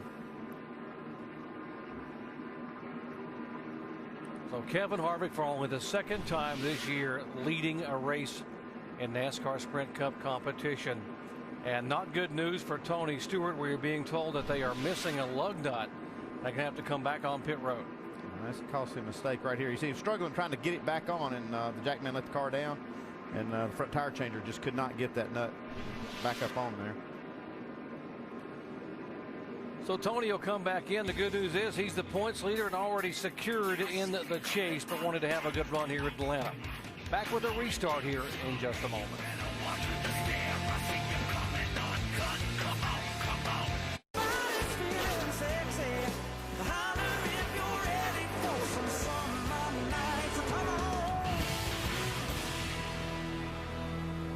A lot of action on a full moon Sunday night in Hotlanta, and it's not the end of the motorsports coverage on the ESPN networks. We'll wrap up the race tonight on NASCAR Now, 11:30 Eastern, ESPN2, and then Monday, Labor Day, the Mac Tools NHRA U.S. Nationals presented by Lucas Oil, the Daytona 500 of drag racing. Indianapolis, Monday, 1 Eastern Time, ESPN2. Next weekend for NASCAR, Richmond, Virginia, Friday night, the Nationwide Series at 7 Eastern on ESPN2, and the race that'll determine who makes the chase, the NASCAR Sprint Cup Chevy Rock and Roll 400. That's on ABC next Saturday night at 7 Eastern Time. We are working caution number 6 here in Atlanta. We are just past the 300-mile mark of this race. Kevin Harvick has dominated the last 100 miles or so. Harvick going out in front for the first time in this race at lap 168 and holding the lead on a set of pit stops. Now, we talked about Tony Stewart having some troubles and missing a lug nut on his pit stop. When he came back in to get that replaced, wasn't all that smooth as well. No, he slid through the pits. Let's take a look right here. There he goes across that white line. You got to push that car back, because if you don't, it's a penalty if you put that lug nut on. He's looking good now. He's got to start from the back. Shannon? Well, Darian Grubb and this team, a couple of bad weeks on pit road and in the race itself, but I know you guys are really optimistic. How optimistic are you that you guys can rebound from this latest one? Yeah, we're fine. We were top 5. We had a bad set of tires that took us all the way back to about 16th or 17th. So Tony was able to race his way back up into the top 10. And we had a missing lug nut there, so we had to come back in. So it's not a big deal. We came back from 2 laps down here last time to finish 8th, so Tony will be fine. All right, guys, they are locked into the chase, and he's a 2-time champion, so they can certainly get it done. Vince? Dale Earnhardt Jr. having a good run with crew chief Lance McGrew. You guys haven't had to work on the car too much. How about your driver? What kind of conditions he in here with about 100 to go? Well, he's a night owl, so he's just getting warmed up, I believe. So no, I tell you what, the car's been great all night. The National Guard Chevrolet's been awesome. We got 358,000 troops around the world riding with us each and every lap, and the car's been good. So we're just doing a little bit of air pressure tweaks, and hopefully we can bring this thing home. And one of those National Guardsmen up on the box with Lance McGrew tonight. Jamie? And Gil Martin is the crew chief for our leader, Kevin Harvick. Gil, how do you explain this resurgence? Second time you guys have led, but you guys are leading in dominant fashion. Well, I've been needing to say this for a while. Michelle Penzor Chevrolet is running good tonight. But all kidding aside, our finishes hadn't reflected how we've been running the last few weeks. I mean, you look at how we finished, and it looks like we've been running terrible, but we actually haven't. We've been in a lot of crashes and stuff. But we're about to get this train back on the tracks, and that's what we've been needing to do for a long time. But he's just good here at Atlanta, too. I think the night lends to his driving style right here, because he can keep the car camped out on the bottom. The wall is not actually working like it normally does here in the daytime. So the bottom of the racetrack is where he needs to be. Well, no adjustments the last few stops. Going to stick with the plan and see if they can hold on to victory lane tonight. There's Dale Earnhardt Jr. on the inside there for the restart. Let's listen into his radio. All right, how many laps is this race? Got 122 more. We've been 203, so 325. I thought it was about 260 or something like that. Well, it's nighttime, so you shouldn't be ready to go to bed. Ready to go to bed, but this is a slick track, 325 laps. And for it, Bud, get you something to drink. We need you for the next 122. I'm good. I'm good. That's what we want to hear. Oh, he's ready to rock and roll. He's waited a long time. It's been 45 races back to Michigan, June of 2008, since Dale Earnhardt Jr. went to victory lane, and he is hungry. He says, I'm good.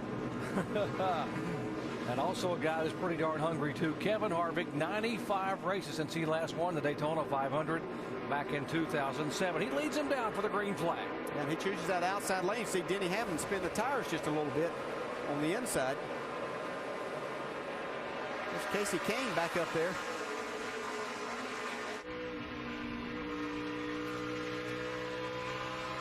Casey gets a nice run off of turn 2.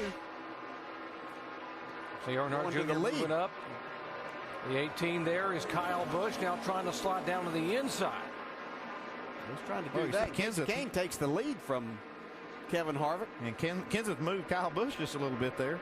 Kenseth made a nice recovery. I'm just so impressed of how they've recovered here after hitting the wall early and just totally out the lunch the first run. 17 car was back in 31st position at one time. Yeah, and barely able to run 31st. Looks like he might get moved back here by Kyle. He didn't like that little move. Brian Vickers coming in behind Kyle Busch. The 18 car of Kyle Busch gaining 5 positions in 1 lap. Still battling side by side for 6th spot. Well, he's had a fast race car for about 10 laps, as Andy documented earlier. We'll see if they've got it fixed to where it'll run a little bit longer than that. Now, he can make that thing fly for about 10, maybe 15 laps on the outside, but then it just goes off loose and he can't keep up. But he's making the most of these fresh tires right now. Kenseth tried to move back to the inside. Here comes Vickers trying to make it 3 wide. Wow. Check this out. Vickers gets the advantage. Here comes Mark Martin back on the inside of the 18. A big-time battle for the bubble here. Remember, just one more race to go. Who's going to get in the chase? And these guys here battling 6th, 7th, 8th, and 9th. More on the 18 car. Dave. And it's been really tough for Kyle to help diagnose what it is about his race car that they can try to fix. The main issue is entering the corner too free, but once it gets in there, too tight. So That's the problem. How do you fix both sides of that? And that has been their issue all night.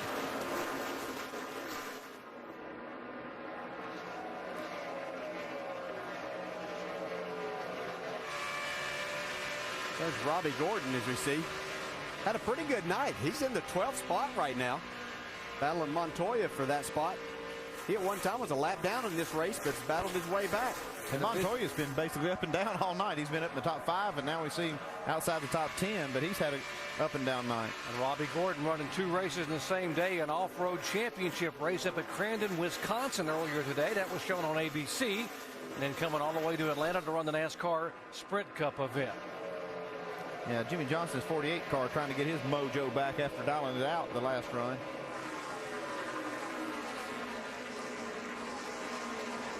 And when they rolled off the pit road, Paul Menard had come on the pit road at the beginning of the race to have the hood up on the 98 car. Now he has come all the way back to 16th position. Paul making his 100th career Sprint Cup start here tonight. Yeah, they looked like they were going to have an engine problem at the beginning of this race, maybe a plug wire off or something like that, but whatever it was, it's obviously been fixed. He had to start at the rear of the field, and he's done a nice job. This guy's doing a nice job, too. Casey Kane, like he was shot out of a cannon in this restart. Just over 100 laps to go here at Atlanta Motor Speedway under the lights on a Labor Day weekend. Denny Hamlin running 3rd in his Toyota. Jeff Gordon is 2nd in the Chevy, and they're all chasing Casey Kane.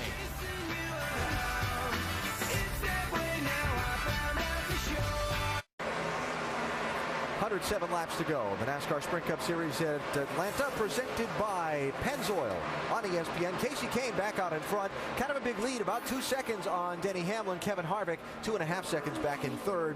Remember, Kane was up front early in the race and fell back in the pack.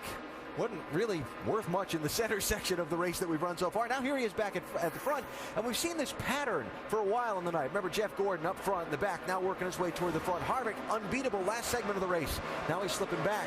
Can you explain how this happens? Well, Alan, really, as a driver, I've seen this happen before, and generally what happens, it's always the tire. Look, they got a good, durable tire here tonight. Goodyear has no doubt about that. But this is the first time they've run this particular tire at this night race. They did not run this tire the first race. And so some of the drivers are complaining about some inconsistency, and I really think that's what you're seeing right here. I mean, you look at Martin Truex up front, now he's in the back. I believe it's happening like that, guys. Yeah, if you've seen this tonight, we've heard the crew chiefs talk about it. Every time they bolt on 4 fresh tires in this race car, it seems to give them a different feel. We heard Steve Letarte saying earlier, they jacked so much wedge in the car, they don't know if they're putting it in or taking it out because there's been so many rounds on the track bar. It seems like every time they switch to a fresh set of tires, they have a different problem and they can't quite figure it out. That's right, guys. And besides that, we have seen small adjustments make a big difference at high-speed places on this new race car. So you saw Kevin Harvick take 2nd from Denny Hamlin. Here comes Dale Jr. trying to get the 5th spot away from Jeff Gordon. Got a little company there from Mark Martin. Everybody's driving these cars. I mean, look at his hands in that race car. I mean, it's just like they're on black ice out there on the race car. Driving them cars. That's what they're paid to see. Drive them cars. That's what they're paid to do, baby. It's a 4-wheel drift all the way around a mile and a half here in Atlanta. All right. So Junior to 4th, Mark Martin to 5th. Jeff Gordon gets kicked back to 6th position. Now let's look a bit deeper, just outside of the top 10. We've talked a lot about some of the chase bubble guys tonight. We've talked about some of the guys running up front. What about some of the other guys in the field just outside the top 10, Dave? And who won the race in March and led 234 laps? Well, it wasn't David Stremme, but it was his teammate Kurt Busch, and that's where they started baseline setup for this car this weekend, and it is run in and outside the top 10 all day long. They went back on air pressure adjustment to 2 runs ago, just a little bit tight for Stremme right now. Shannon? This is Paul Menard's 100th Cup start. Didn't get off to a great start. Qualified 41st, came down pit road because he thought he had an unhooked front sway bar, but slowly been making his way through the field. Car was loose. They made some chassis adjustments, and now it's come alive. Vince? The youngest Cup winner ever, Joey Logano. Not a winning setup tonight, but they have been good. They've been tweaking on the car each and every stop, and Joey has been getting better lap after lap after lap. He started 34th, currently running 16th. It's been a good night for the 20 team. An inexperienced driver, but a very experienced crew making a difference tonight. Jamie? And in the 71, a new face, Bobby Labonte. He got a ride with this team. He'll be in this car for 7 races this season, and that keeps that consecutive streak alive. 569 car is good. He said says it's a little bit tight. Behind him, Kurt Busch. Now, he brought back the same car he dominated here in the spring with. Similar setup, but with a different tire and night conditions. It hasn't worked out great. They made some big changes on the last stop. Took out some spring rubbers. Now he's hanging there 15th to 20th, Dave. Reed Sorensen having a pretty good run tonight. His car did start out loose, but it's been tight on the last few runs. On this last stop, they just took 4 tires with a slight air pressure adjustment as he battles that low line. Now behind him, 16 of Greg Biffle, who has been fighting all night to try to keep this car in the chase. He's lost positions, or in chase contention, that is. On this last stop, they pulled a shim out of the right front suspension. They also made a wedge adjustment. The car was very, very loose. He was also the lucky dog that time, so he is back on the lead lap. Vince? Ryan Newman currently running 21st, and remember, even though he was in a pretty solid position, 7th in points, he was just 84 ahead of 13th place. They weren't feeling all that secure, but felt if they just had a good solid night, they'd be okay heading to Richmond next week. Shannon? Well, it's been a solid season for the 14 of Tony Stewart, but his crew chief, Darian Grubb, says they still need to work on the little things, making little mistakes. Right now, tonight, they've made a little mistake. They had a lug nut problem they're trying to recover from, and now Tony Stewart is battling a loose race car. But they are working hard, and they are keeping on it, guys. Dave? Yeah, the 21 of David Gilliland stayed out on the last round of caution, got the wave around, and as we said, has been running very good in a car that was not designed for him this week, but he jumped into it the last minute, has done a real formidable job of keeping it in contention. Alan? All right, David, thanks. And while we updated you on some of the cars running in the lead lap, how about this race for the lead? Casey Kane in the 9, hanging on, but Harvick's digging. Well, Harvick's been one of the most consistent out there tonight. He's been negotiating all the problems, the bumps, the slippery racetrack. It looks like he's got himself back in the lead right now, guys. Kevin Harvick is very hungry. He wants to get this race car to victory lane. He wants to be first. He wants to solidify. And just like last night, it takes him a little while to get going, but once he gets up to speed, he's there. 98 laps to go. Harvick back out front. Back on a beautiful night here in Atlanta, Georgia. Atlanta Motor Speedway. Less than 95 laps to go. The NASCAR Sprint Cup Series presented by Pennzoil. How appropriate it is presented by Pennzoil, because that's the guy who is leading right now. Kevin Harvick, after what has been a tumultuous year, now being shown as the leader, trying to get the victory lane for the first time in 95 races. Time now to check out our Aflac trivia question. The question is, over the last 6 fall Atlanta races, how many times has the Cup driver who led the most laps also won the race? Guys, you got a guess? I'm going to say one. None. I'm going to say 1. Your answer? It is. You're right, Andy. One time. Tony Stewart. Tony Stewart back in October of 2006. Last year it was Matt Kenseth who led the most race laps here. And 2 years ago it was Martin Truex Jr. Neither one of them won the race. We sure had a mixture of leaders tonight. I mean, it really hasn't been one guy dominating. It's, like we said, just that yo-yo effect Alan was talking about. You have cars up front for a while, and the next thing you know, they're falling out of the top 10, and new guys show up. Tony Stewart, he had to start at the kind of the tail end of the lead lap cars because of that lug nut problem last time, but he's making his way back up. Talk about how we've seen these guys, the cars come and go so much tonight. We've seen Jimmy Johnson spin out here, the reigning series champion. And you've seen all these guys complaining about what the car is doing. Man, we're doing something wrong here. We're going to have to rethink, go back, because I'm terrible loose, but it's just not even the same race car. Right now what's happening is the back end is just completely sliding in the corner, but then I'm tight once I get in the middle, and then I'm absolutely dead loose off. He's not the first guy we've heard say that tonight. No, and it's not the first time we've really heard that here. Goodyear has a real challenge in making a tire that withstand, on this race car, withstand the pressures of the banking of this racetrack. It sounds a lot like the last race that I drove here in 2008 with this car. It was really difficult. You really just never got a feel. You could try to tighten the car up, you make it worse, then you free it up and think, well, I'm helping it out some. But it's just, you had to drive the car. I think Kyle Busch won that race, and that's what I'm seeing and hearing hearing from a lot of these guys. Well, let's poll our expert crew chiefs here and see how you would adjust to be able to fix this. Ray Evernham, you were calling the shots for Jeff Gordon for a number of years. What would you do?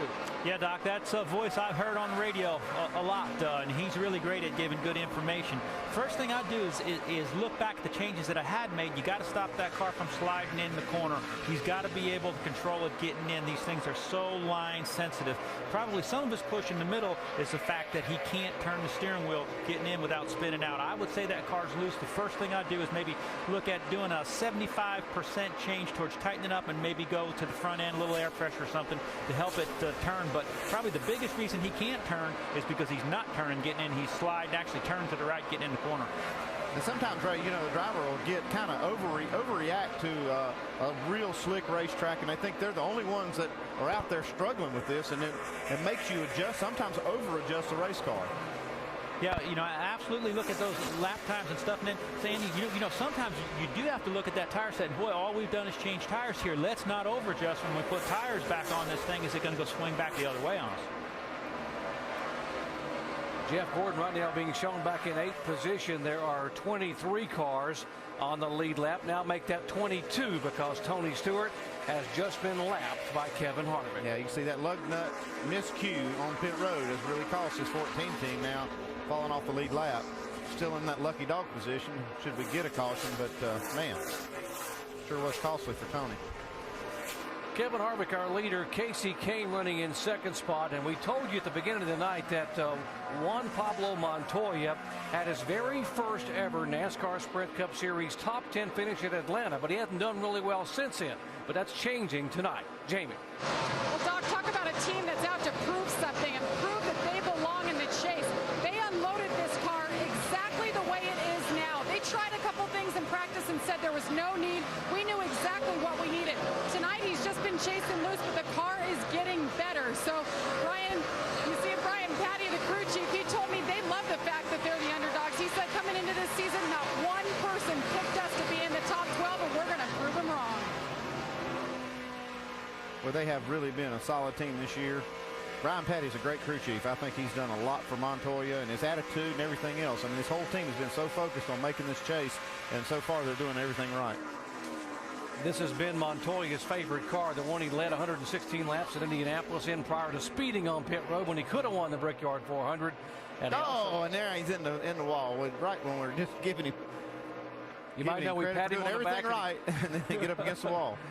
But he kept it out, and he's still a digging here. Montoya is still in 3rd position. Kevin Harvick is the leader here at Atlanta Motor Speedway. He had a very special moment at this track back in 2003.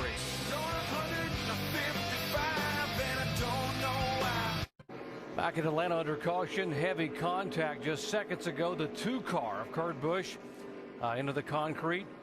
Busch, who was 5th in the point standings and dominated a race here back in the spring, was being shown in the top 15 and now has had issues to bring out the yellow flag. The 43 of Reed Sorensen involved with Kurt Busch. There's a damage on Sorensen's Dodge. Yeah, I'm not sure. Reed Sorensen was on the inside of Kurt Busch, and they got together coming out of turn 4 right here. You see Kurt Busch gets totally sideways. out of control. Yeah. And then that's when Reed Sorensen came to the scene. Really nothing Reed could do right there.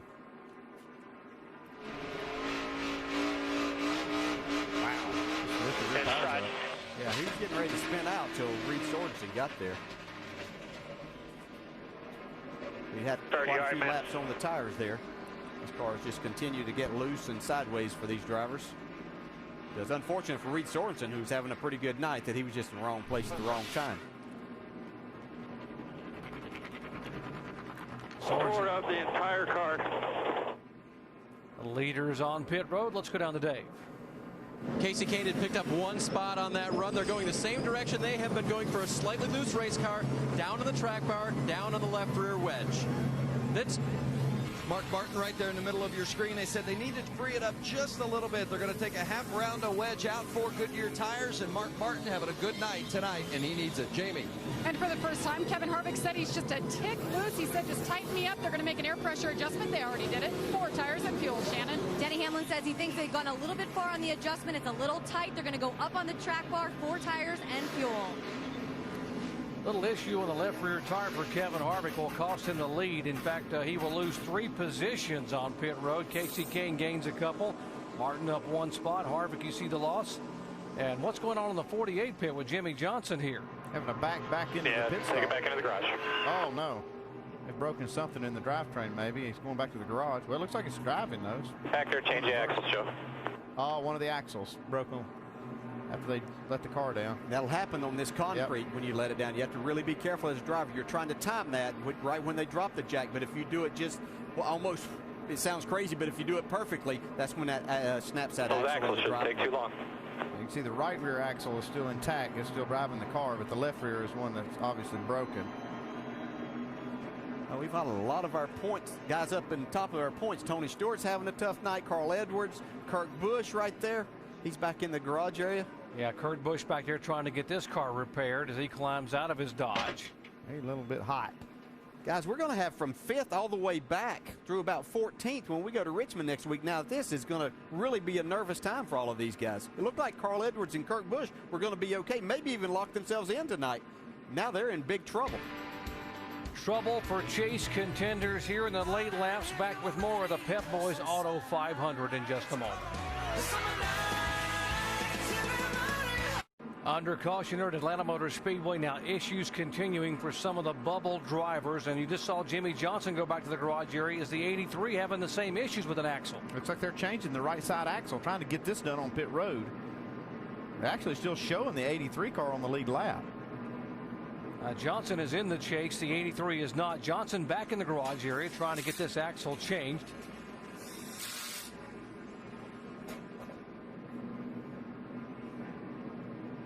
Now, this is kind of weird that two of the top running teams having problems here with the same exact thing. They got it fixed. It's spinning the wheel. Yeah, and he's barely going to stay on the lead lap. Stay on the lead lap. That's Great amazing. Job. That's amazing. He did that. That is unbelievable. Now, what are they actually doing? Let's take you down to our Craftsman Tech garage in Tim Brewer.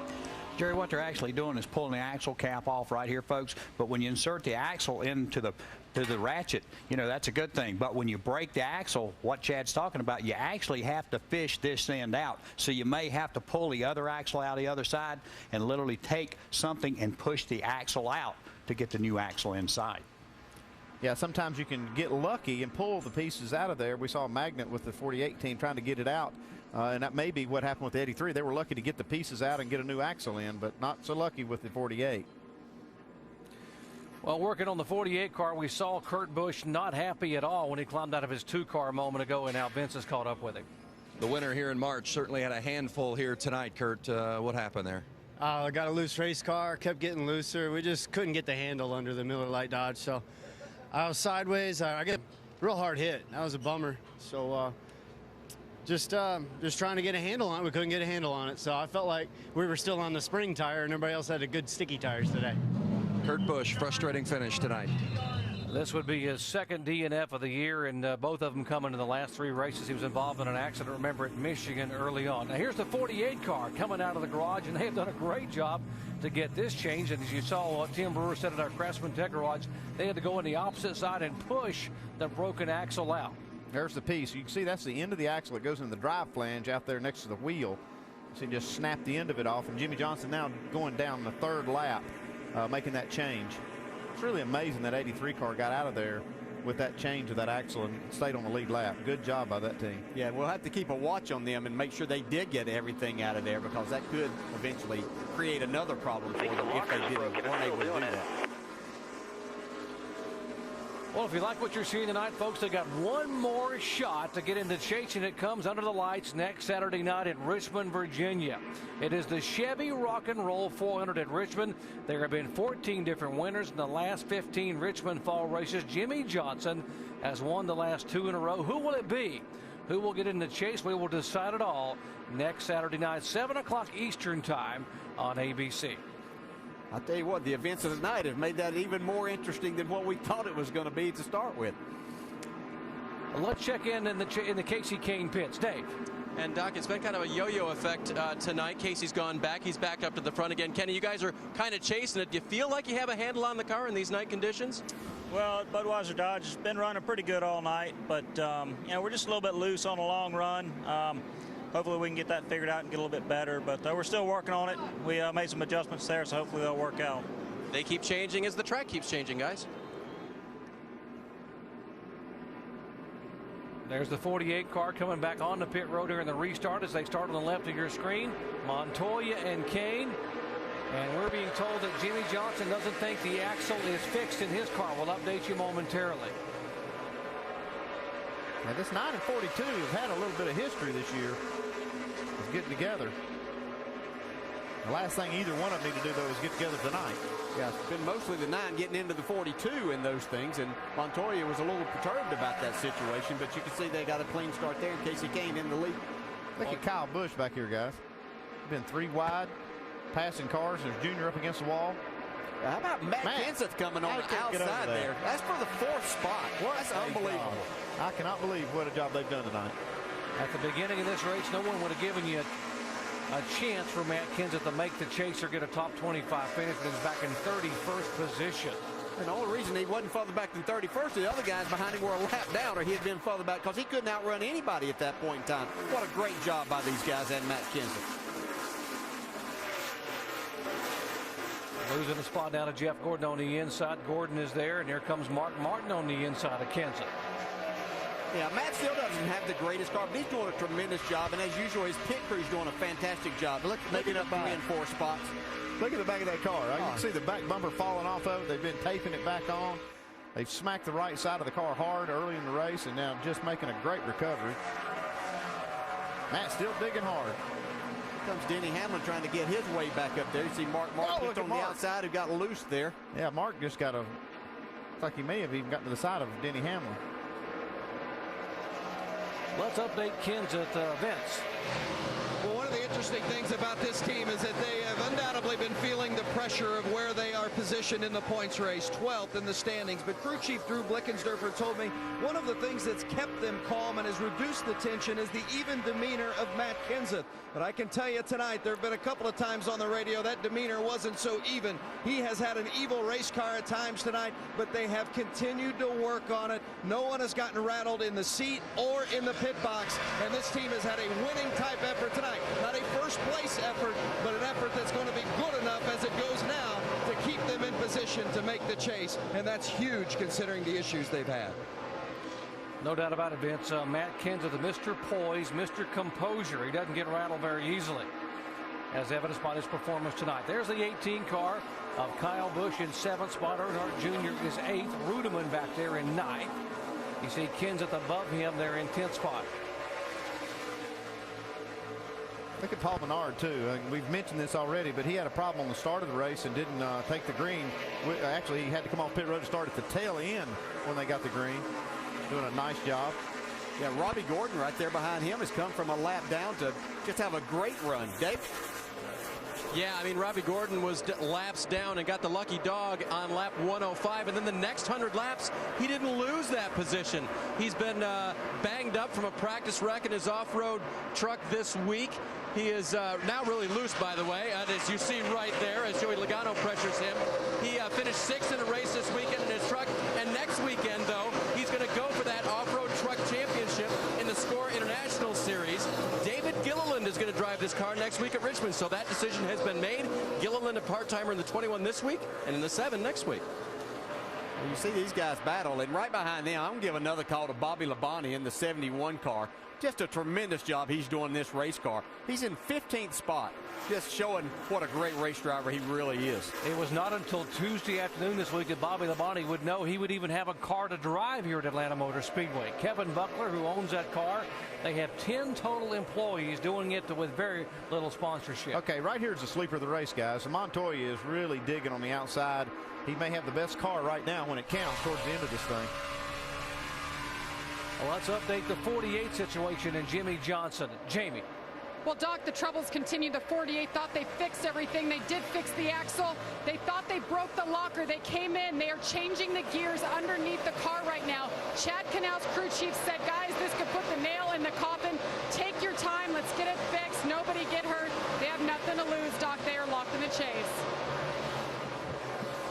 Yeah, sometimes when you break an axle, if it breaks up towards the gear, up in the gear mechanism in the center, if it breaks up in there, pieces will get in there and actually tear up the locker, so they'll just have to change the whole assembly.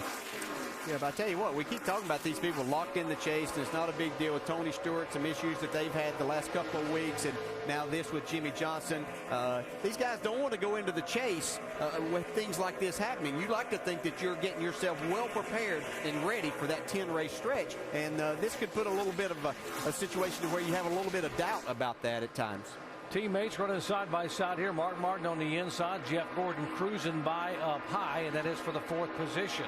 Yeah, Mark's making up some spots here. He just passed Denny Hamlin a couple of minutes ago, a couple of laps ago. He's been flying under the radar kind of all night long, but he's been right there. Yeah, he makes his run, and seems like, though, he's kind of gotten off like everybody else. As he changed a set of tires or made a small adjustment, then it got him off a little bit. But here he's got himself back up there in the 5th spot. The guy they're chasing is Casey Kane up front in the Dodge. Kane, a former winner here back in 2006. Trying to hold on and break the jinx of having very poor finishes here in the fall race. And we're watching to see if Mark Martin can make this pass inside of his teammate. Martin coming off that 2nd place finish in Bristol, Tennessee. And if the race were to end right now, Martin would actually move up at least 1 position in the point standings. 100 miles to go here at Atlanta Motor Speedway, 62 laps. They're chasing Casey Kane, the NASCAR Sprint Cup Series at Atlanta, presented by Pennzoil.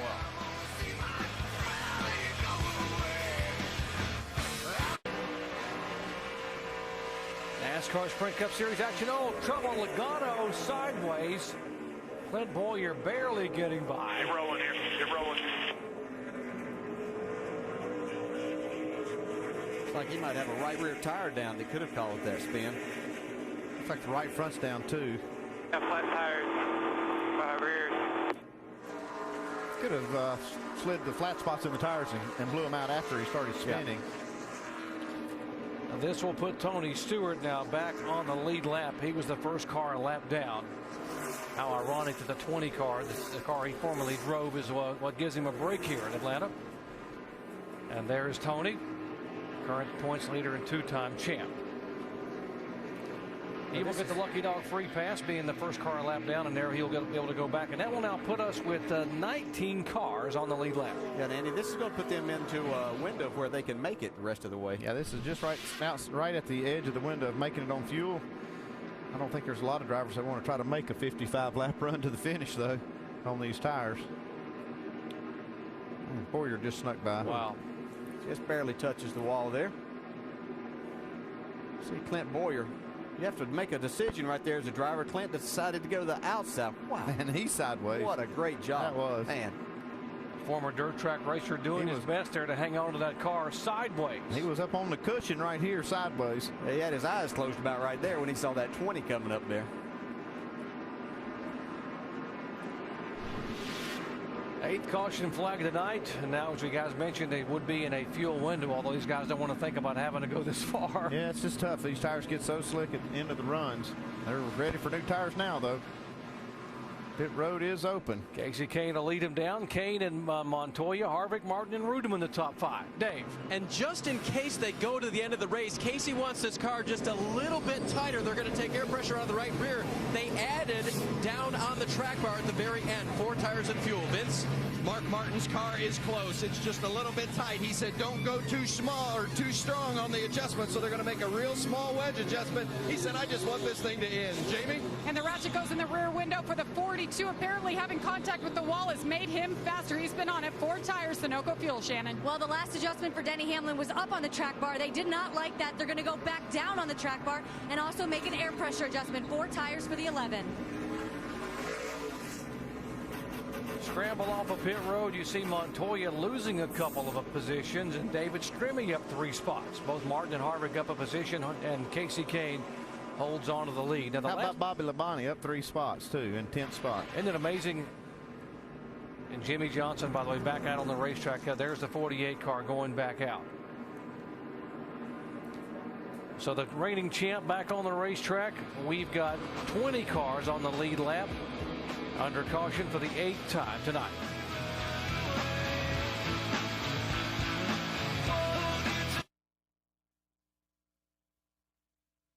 after winning out at Infineon on the road course earlier in the year.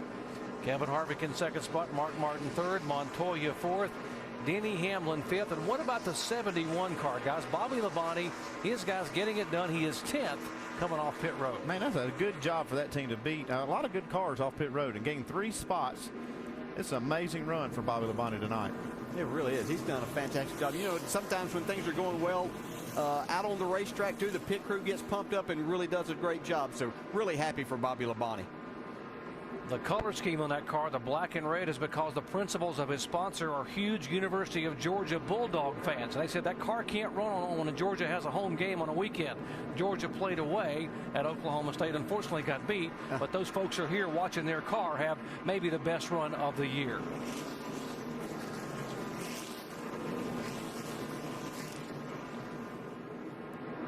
Pace car getting ready to pull away, and that is the telemetry on our leader, Casey Kane, as we will listen in and go full throttle with the Gree V12.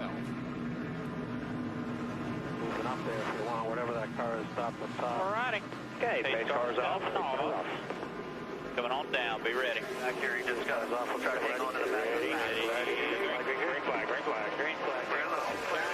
Still inside the 20.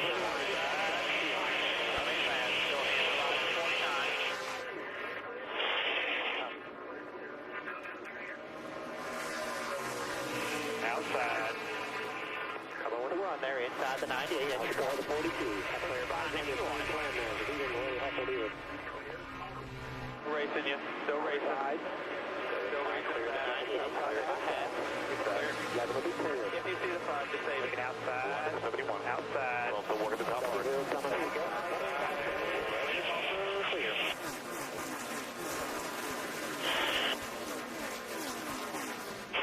Great racing all around the racetrack, and there's Bobby Labonte embroiled in a battle. Oh, David Strimmy almost gets him that time. Both these guys having great runs, but they don't need to end them here with 50 laps to go. Yeah, we're not there yet, guys. There goes Montoya now going for the lead. Montoya was running down Casey Kane when the caution came out, and now he has caught him. I love this racetrack. Oh, yeah, nothing like it. Yeah. Best on-track racing, really, all the way around we've seen all night. I mean, all year tonight. Juan Pablo Montoya makes it the 29th lead change here at Atlanta Motor Speedway. Yeah, they look up. They see Denny Hamlin coming, too, there. He's going to try to get to the outside of Casey Kane for that second spot. There's Chip Ganassi watching his drivers. Watch Juan Pablo Montoya trying to get in the first chase. Don't slide the tires, pulling away bit by bit. Third full year as a NASCAR Sprint Cup driver, coming over from Formula One after a successful open wheel career in kart and IndyCar. Yeah, and right now Juan Pablo would be looking at that 5th spot in the chase standings if this was to continue these next 49 laps. There is Kyle Busch and Dale Earnhardt Jr. as they battle for position back in 8th and 9th. See Junior trying to get a run back forward again. He had moved up into the top 5 earlier, but hasn't been able to get his car any further than that here recently. And the guy that Kyle Busch has to pass to get in the top 12 in the standings is the guy he's got to pass on the racetrack, the 17 car there of Matt Kenseth. Yeah, we've talked about what a great job those guys have done. You see Junior slide up in front of Kyle Busch there. I'll tell you somebody else making a big move. David Rudeman now is moving into the 4th spot. Yeah, it seems like every restart is a different complexion of the race. You know, somebody else is jumping up in the top, somebody else is falling out, and we see Rudeman now moving into this top 5. Yeah, he's just been steady all night long, making his way up there. You know, he made his way up in the top 15, then he got in the top 10, kind of hung there between 5th and 10th for a lot of the time, and now he's up into the top 5. What a great job. Remember, it was at Charlotte Motor Speedway where Rudeman was able to pick up the win back in May. Although the rains came, he had a good run and was in position to be able to capitalize on the shortened event. Yeah, there's Mark Martin right behind him in that 5th spot, also having a good run. Kevin Harvick has fallen back there to 6th.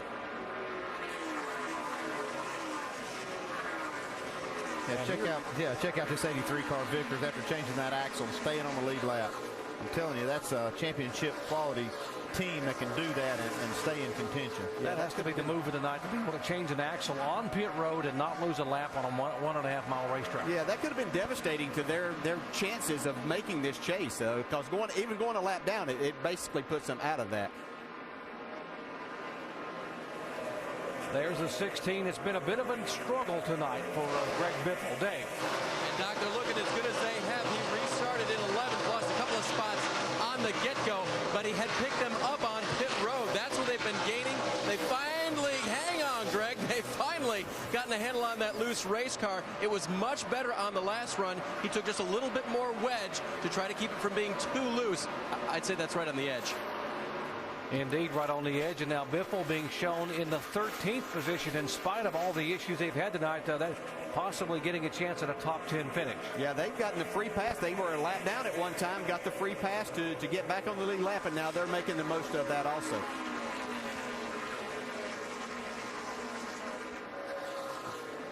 Great racing at Atlanta Motor Speedway under the lights, and it's the next to the last race to be able to get in the chase. It's the race of the chase, and right now it is Juan Pablo Montoya who has pulled away to almost a 1-second lead over Casey Kane. Montoya trying to get in his very first chase for the NASCAR Sprint Cup. Jamie. And I think owner Chip Ganassi is a little bit superstitious. You don't see him show up in the pit box too often. He was in the pit at Indy when they were leading as well, so he's very serious right now. As you mentioned, this would be the first time ever making the chase for Chip Ganassi. As for the car right now, the team agreed it has gotten faster since the contact with the wall. And bad news for some of the other guys in the pack, they are good on fuel till the end. David Rudeman continuing to run awfully well. Now in third position in front of Denny Hamlin. And he's got that Toyota in the wind right now. Nice time of the race to have it hooked up right at the end. And the pay window's getting ready to open. Yeah, unless we have a caution, these guys won't hit pit road again. So if you've got your car good right now, it could pay big dividends. And both these guys moving in now on that 9 car of Casey Kane for second spot. Battle for 12th position. David Stremme trying to hang on to it. Greg Biffle wants to take it away. How about Robbie Gordon up there rim riding too?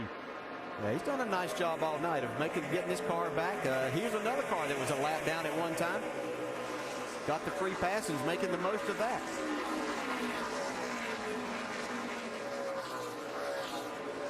Talked about guys driving injured. Robbie Gordon rolled over his off-road truck early in the week and said he couldn't even move his head or his shoulders. He was so bruised up, had a black eye, had a lot of pulled muscles in his upper back, and yet runs the off-road event and comes here to Atlanta and is now having maybe one of the better runs he has had all year long. Yeah, and this is a very physically demanding racetrack too, along with the 500 miles that you have to run. So really nice job for Robbie to see him closing in on David Stremme for that 12th spot.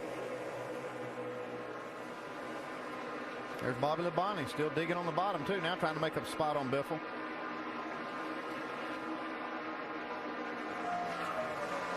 See, Brian Vickers, I can tell you, he's moved back into the top 10 in that 10th spot. He just passed Kyle Busch for that and put Kyle Busch in the 11th spot.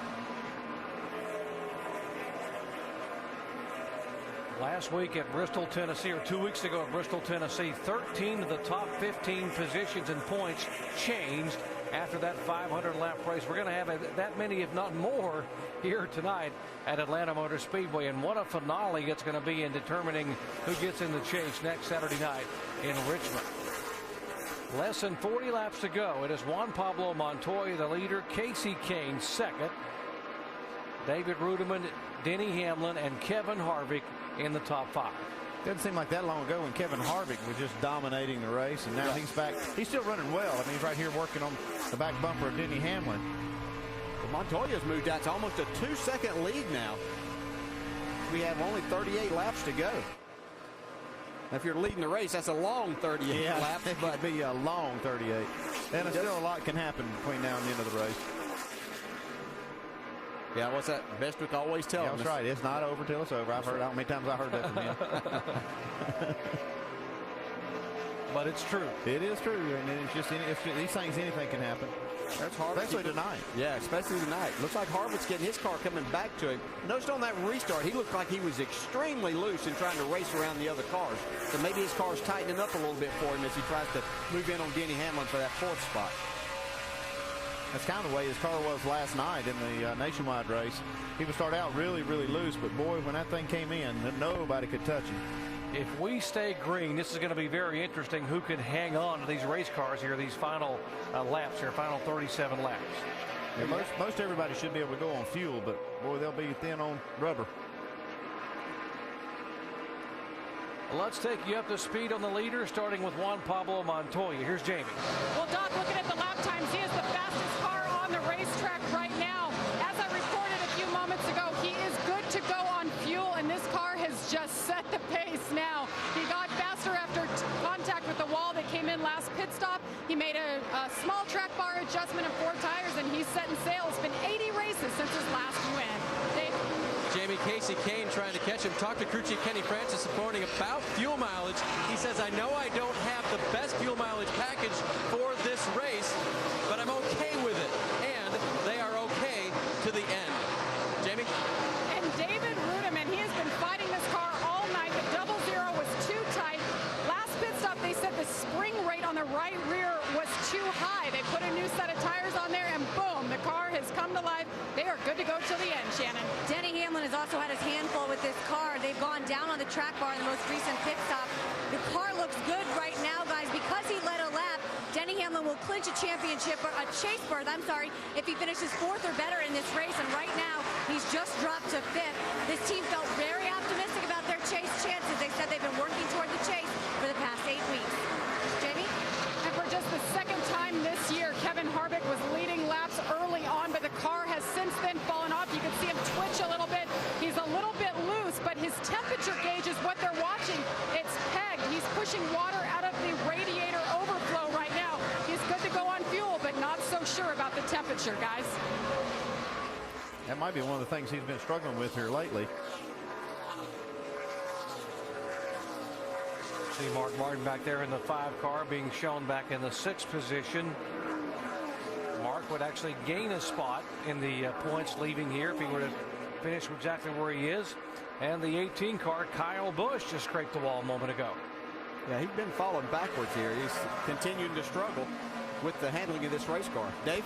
I'm telling you, as Strummy looks to the inside now to try to get that position from Kyle, he said, you guys just killed the front end with that last adjustment. It was just track bar and wedge, but the front end will not turn for Kyle. He's dropped back to 12th and now 13th possibly after restarting 8th.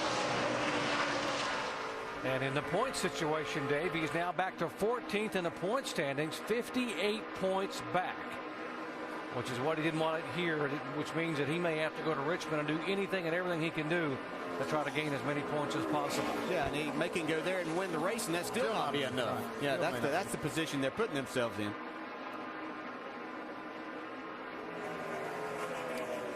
And the guy in front of Kyle Busch in the point standings right now is Brian Vickers, and he is moving in now on the 24 car of Jeff Gordon. That would be for the 9th spot.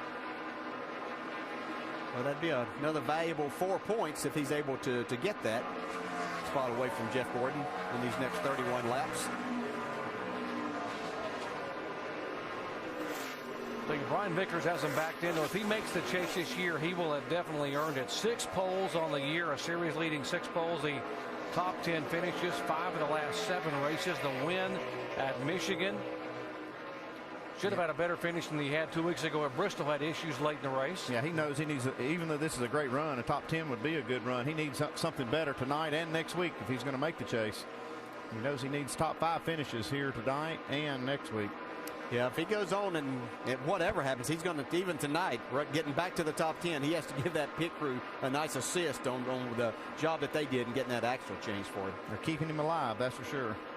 So he gets a good run off of turn 4. Looks like he's going to try to get to the outside of Jeff Gordon right here.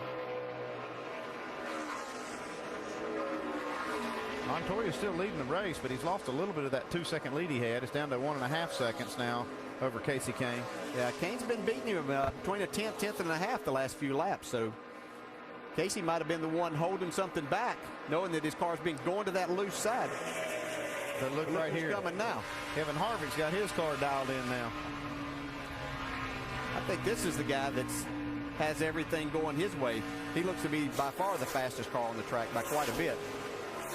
Kevin Harvick had led 5 times for 56 laps earlier tonight and has now moved around Casey Kane to take the 2nd spot away. He just beat the leader by about 7/10 on that last lap. Here comes Mark Martin trying to take the 5th spot away from Denny Hamlin. Looks like he'll do that. There must be a chime or a bell in those cars with 30 laps to go that goes off. Okay, guys, time to get it done. You're so excited you're getting to the end of it as a driver. You're like, wow, finally we're going to get there. I'm going to try to go a little faster and see if we can make this happen. Robbie Gordon up on the outside of the 16. That's for position. That's for 11th spot.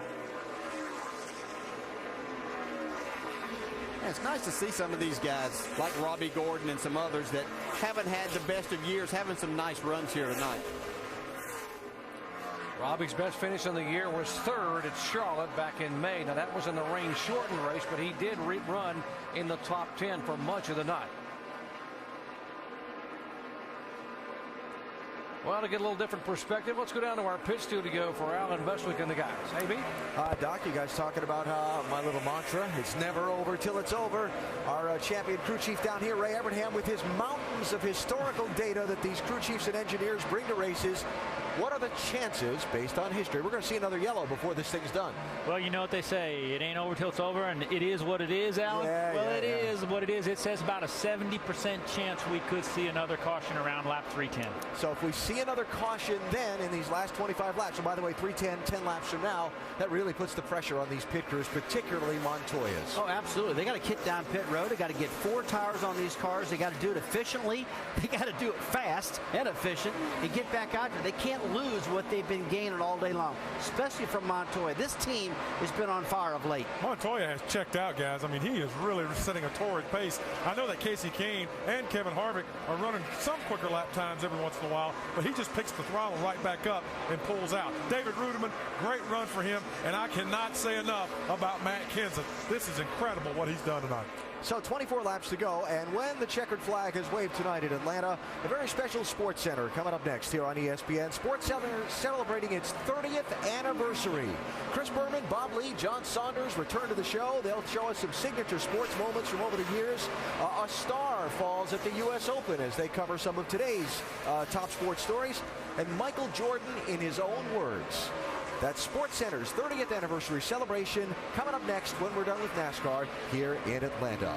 Doc, DJ, and Andy getting a little hot up front. Indeed it is. Kevin Harvick now moving in on Montoya. As Montoya running the high line, Harvick getting down on the bottom of the racetrack. And there's the margin right now, 0.7 of a second. Yeah, this is not even a contest here right now. Now, if this thing goes green, Kevin Harvick's going to drive it off in the sunset. Yeah. Even though it already set. Yeah, his car's not that good. He's just hoping that he doesn't see another caution to give these guys an opportunity to get fresh tires, because that's not the best scenario for his race car. But if it stays green, he's got him whipped. As long as he doesn't have any problems. Montoya will come off the corner there and lead that time by, but Harvick is now right on the deck. Yeah, Kevin knows he's got a better car right now at this point, and he's not going to push the issue. He's just going to let it come to him. It's a good feeling when you've got a car and you've run the leader down like this, and you know it's just a matter of time until you're going to drive by. Yeah, you just have to still be patient in this situation, knowing the situation of the race. You still have 20 laps to go. Just not try to press the issue as to when you do finally make that pass, pulling up in front of the. You'll see now he's been able to clear that. Montoya's not going to press the issue too much either, because he's accomplished as much as he wants to win. It's really about him solidifying himself into the chase. And we know we've got a 70% chance of having a caution here in the next few laps. So he might get another shot at it. It is hard to believe that Kevin Harvick had only led one race all year long. That was for 9 laps at Las Vegas prior to tonight. He can lead 11 more laps tonight. He'll lead the most laps here. Martin Truex still the guy that's led the most laps. Seems like forever ago that he was the guy that was out front and man to beat. Now a lap down in 24th spot, Martin Truex is. Kevin Harvick's last win 95 races ago back in the season opener in 2007, the Daytona 500.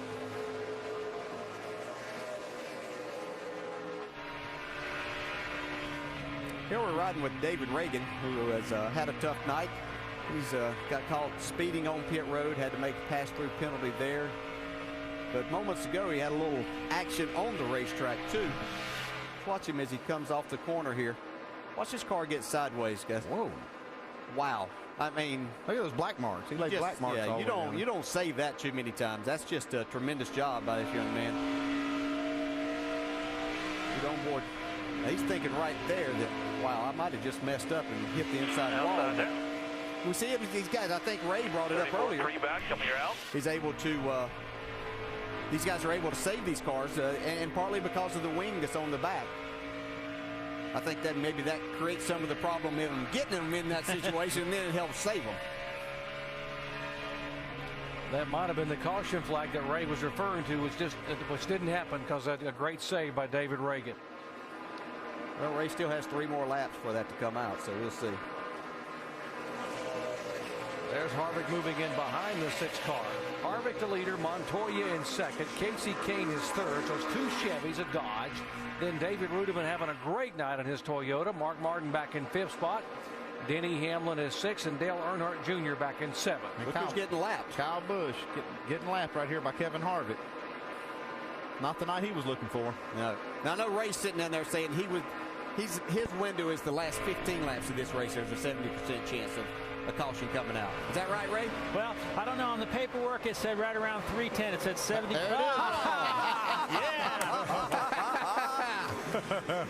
Don't you love it when a plan comes together, Ray? How about that? Hey, man. Hey, what are you getting your info here, Ray? Andy, if we'd have had this kind of information when we were crew chiefs, man, we'd have won 10 championships. We'd have been dangerous. That's great. Ray, you got to give me a high five on that one, buddy. Yeah, I'll applaud you there, Ray. That's pretty sweet, buddy. I'm going to get Ray to pick some lottery numbers for me. No kidding. Well, not what Kevin Harvick wanted to see, though. No, that was his teammate that brought it out, too. Yeah. There's the 33. And the 18 car, Kyle Busch, will get the free pass. He'll be able to get back on the lead lap. But caution for the nighttime tonight, and now Kevin Harvick will have to hold off the challenges of Montoya and company. Well, we really don't know who's going to be the challenger. It's been different seems like every restart. Put 4 on it, bud. You know somebody's going to be a challenger here. Show you what happened to bring out the caution flag right side there. Oh my goodness, wow. There's Boyer sideways. Digs up a little bit of that grass. We see that more here on cars exiting onto the straightaway, off the corner, off the banking, spinning out. This is Gil Martin, the crew chief, on Kevin Harvick's car. Like, I cannot believe that just came out. And of all things, our teammate. And you saw Delana Harvick there on the left and on the right. So that's Kevin's wife. Just put her chin down on her chest and couldn't believe it.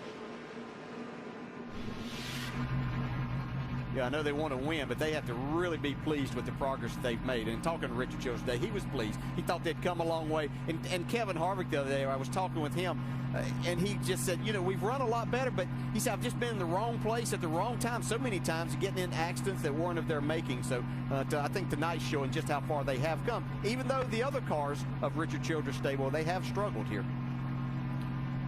Richard told us they have been burning the midnight oil 24/7 to be able to get more competitive over there.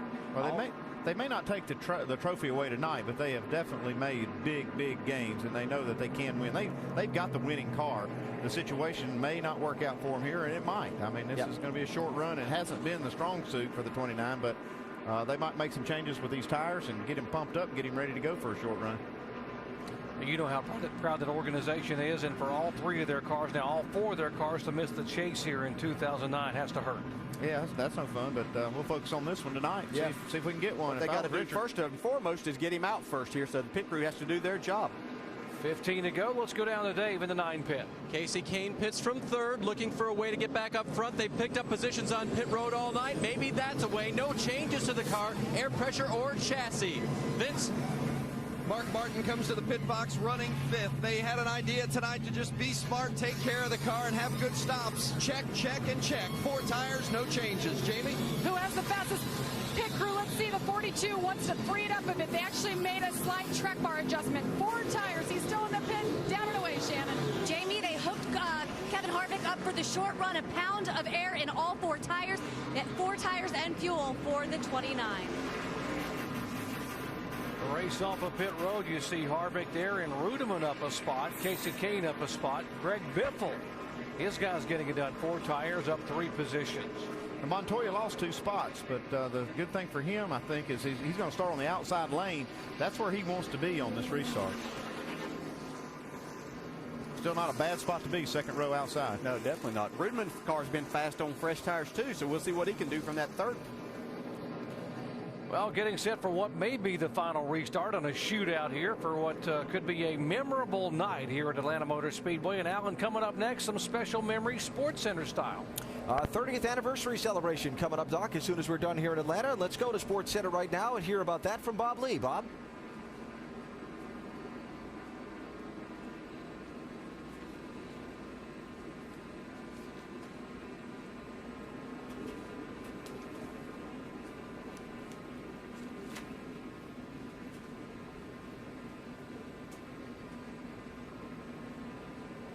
All right, Bob, thanks. We look forward to that right as soon as we're done with NASCAR from here in Atlanta. So, 14 laps to go. Harvick's team held the lead on the pit stops. Kane came out second, Rudeman third, Montoya fourth, Denny Hamlin fifth. As you heard the guys upstairs talk about, perhaps that order critical because of the way they line up from these restarts. Leader gets to choose inside lane or outside lane, but everybody else doesn't get a lane choice. This is going to be very, very critical for Kevin Harvick. You're right. Nobody else gets a lane choice except for Kevin, the guy leading the race, starting outside or inside, but he's not been good on the starts. So this is going to be a critical run for him right now. What lane do you think he takes? I think he takes the outside lane. I think that gives him, he likes that momentum. But I'm really surprised because I thought Montoya had a super car out front. I didn't think Harvick could run him down, but he did. We're going to see on this restart, though.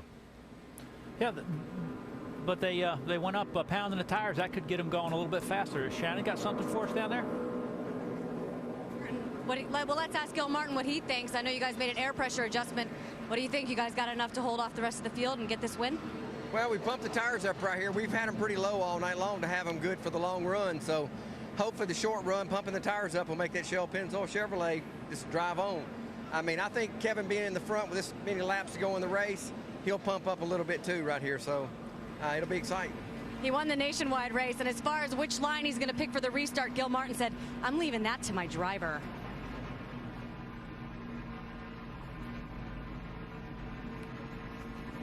For Kevin Harvick, it is not about the chase. That is history. It is about this race and this place tonight. It is about redemption for the kind of year they've had, and a lot of hard work he could pay back for the teams that have tried to, for people at his shop that have tried to get him back in victory lane. There have been some incredibly close finishes over the years here at Atlanta Motor Speedway. How about 2000, Dale Earnhardt beating Bobby Labonte ever so close at this racetrack? What about 2001?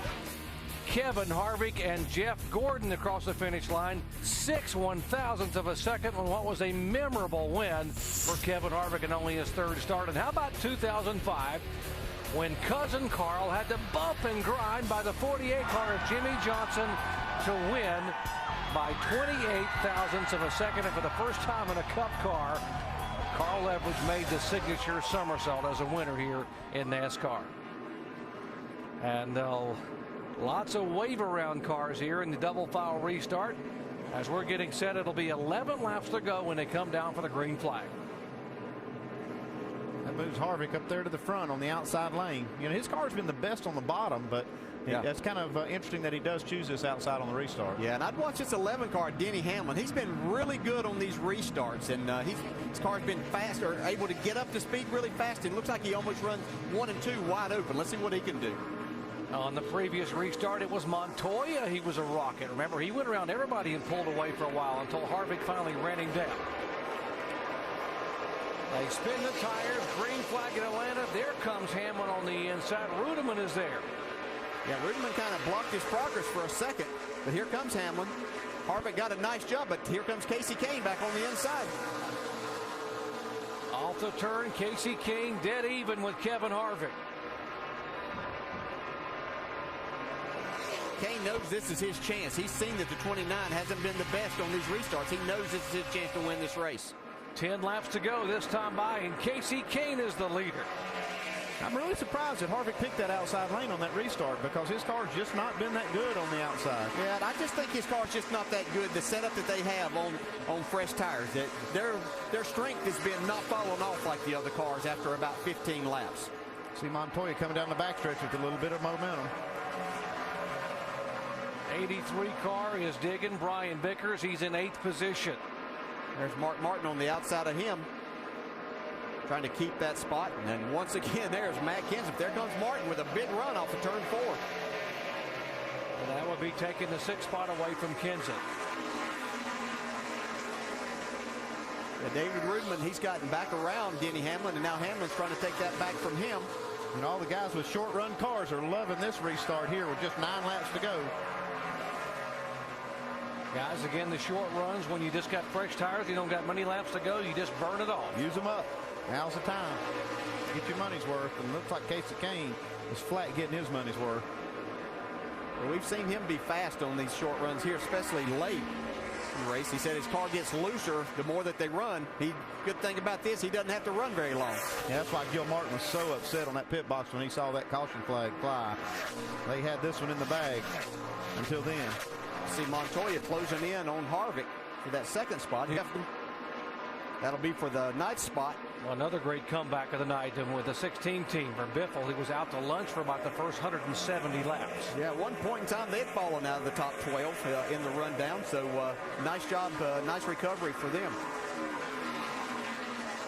7 laps to go here at Atlanta Motor Speedway. First time they have run this race on Labor Day weekend under the lights. 7 more, bud, 7. I'm telling you, Casey Kane's gone. 2.5 lead on Harvick.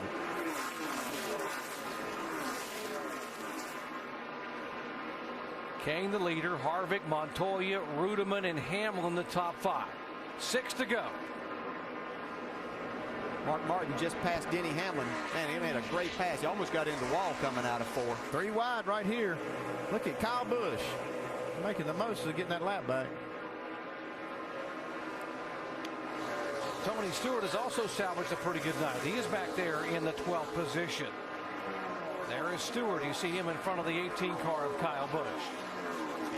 Yeah, his teammate Ryan Newman has made something of this too. He had fallen back outside the top 20 at one point in time too. You see him battling right now, trying to get into the top 10. Newman and Stewart are 11th and 12th right now on the racetrack. Now less than 5 laps to go here at Atlanta. Casey Kane trying to pick up his 2nd win. In 2009, he snapped a 37 race winless streak by winning at Infineon Raceway on the road course in California, trying to get his first oval track win in over a year. Kind of expected Montoya to make a bigger run at the end of this race. I thought he had the car to beat maybe in a short run. But Casey Kane's one that stepped up to it this time. And Harvick's having a good short run car here. They did a good job of pumping those tires up and keeping him in contention, at least in 2nd spot. Yeah, but he probably wasn't the only one that pumped the tires up either, so that's what he had to think about. The other guys were making adjustments there too. It's just that unfortunately for Kevin tonight, these other guys have a better short run setup. There's Rudeman. He's still up in that 4th spot.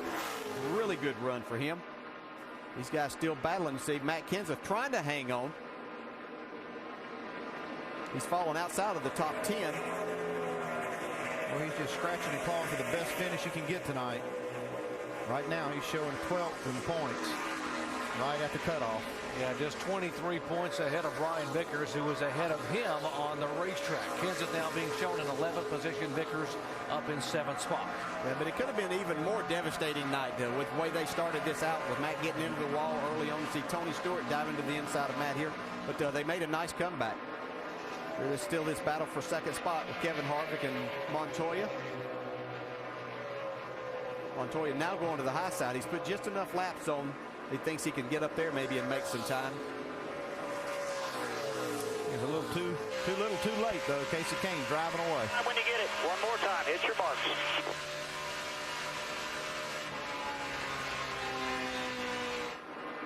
Montoya driving the car he finished second with at Pocono, Pennsylvania.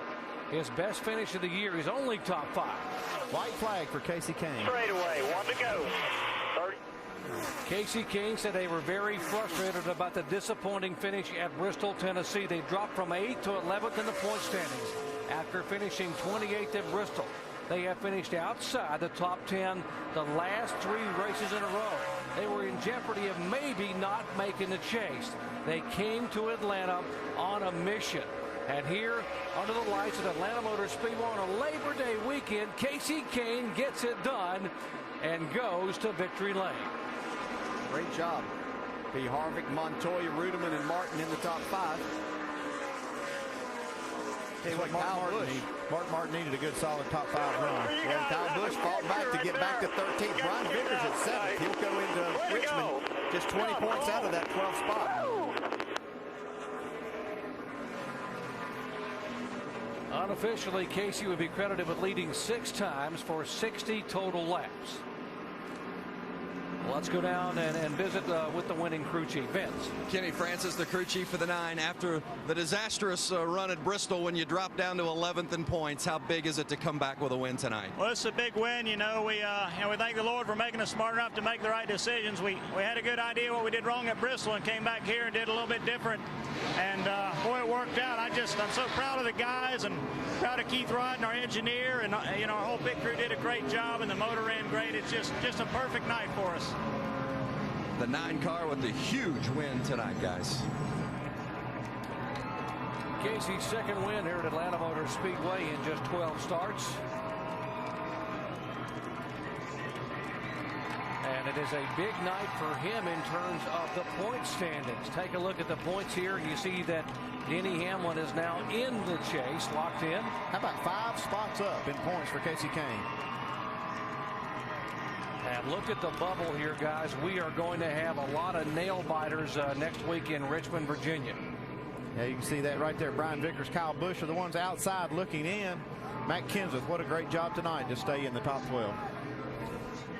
And Carl Edwards is only 105 points ahead of that, and he's up in the 5th spot. So got a lot of guys that are going to have some sleepless nights this week thinking about next weekend at Richmond. Should be an exciting night. If you like what you saw here, folks, there's still a lot more to come. We're going to be with you throughout the remainder of the year, all the way to the 2009 NASCAR Sprint Cup Series Championship. Next week on a Saturday night, under the lights at Richmond, Virginia. Then New Hampshire when the chase begins, up at the Monster Mile in Dover, Kansas, all the way down through the final event at Homestead Miami Speedway. Now let's go down to Jamie Little. And for the second time this year, Kevin Harvick leads some laps. You guys just came to life tonight, Kevin. There's been a lot on your plate. You've been open about this organization. You guys came together this week. What does this run do for you?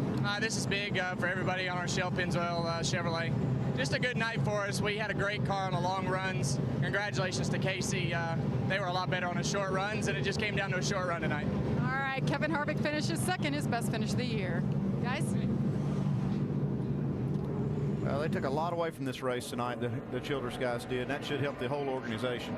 Yeah, it really should. What an entertaining race all night long. Man, we had passing for the lead, a lot of racing everywhere. I hope the fans enjoyed this as much as what we did up here in the booth. Just didn't know who was going to show up at the end. No, it was Casey Kane in this 9 car. That's right. Well, I enjoyed getting NASCAR stock car racing back on a Labor Day weekend here in the South, where it was for so many years at Darlington, now coming to Atlanta. Great crowd, over 100,000 strong, and I'm sure they enjoyed it. Hope folks watching at home enjoyed it. I got to believe that guy driving that 9 car had the best time of the night. What about Juan Pablo Montoya?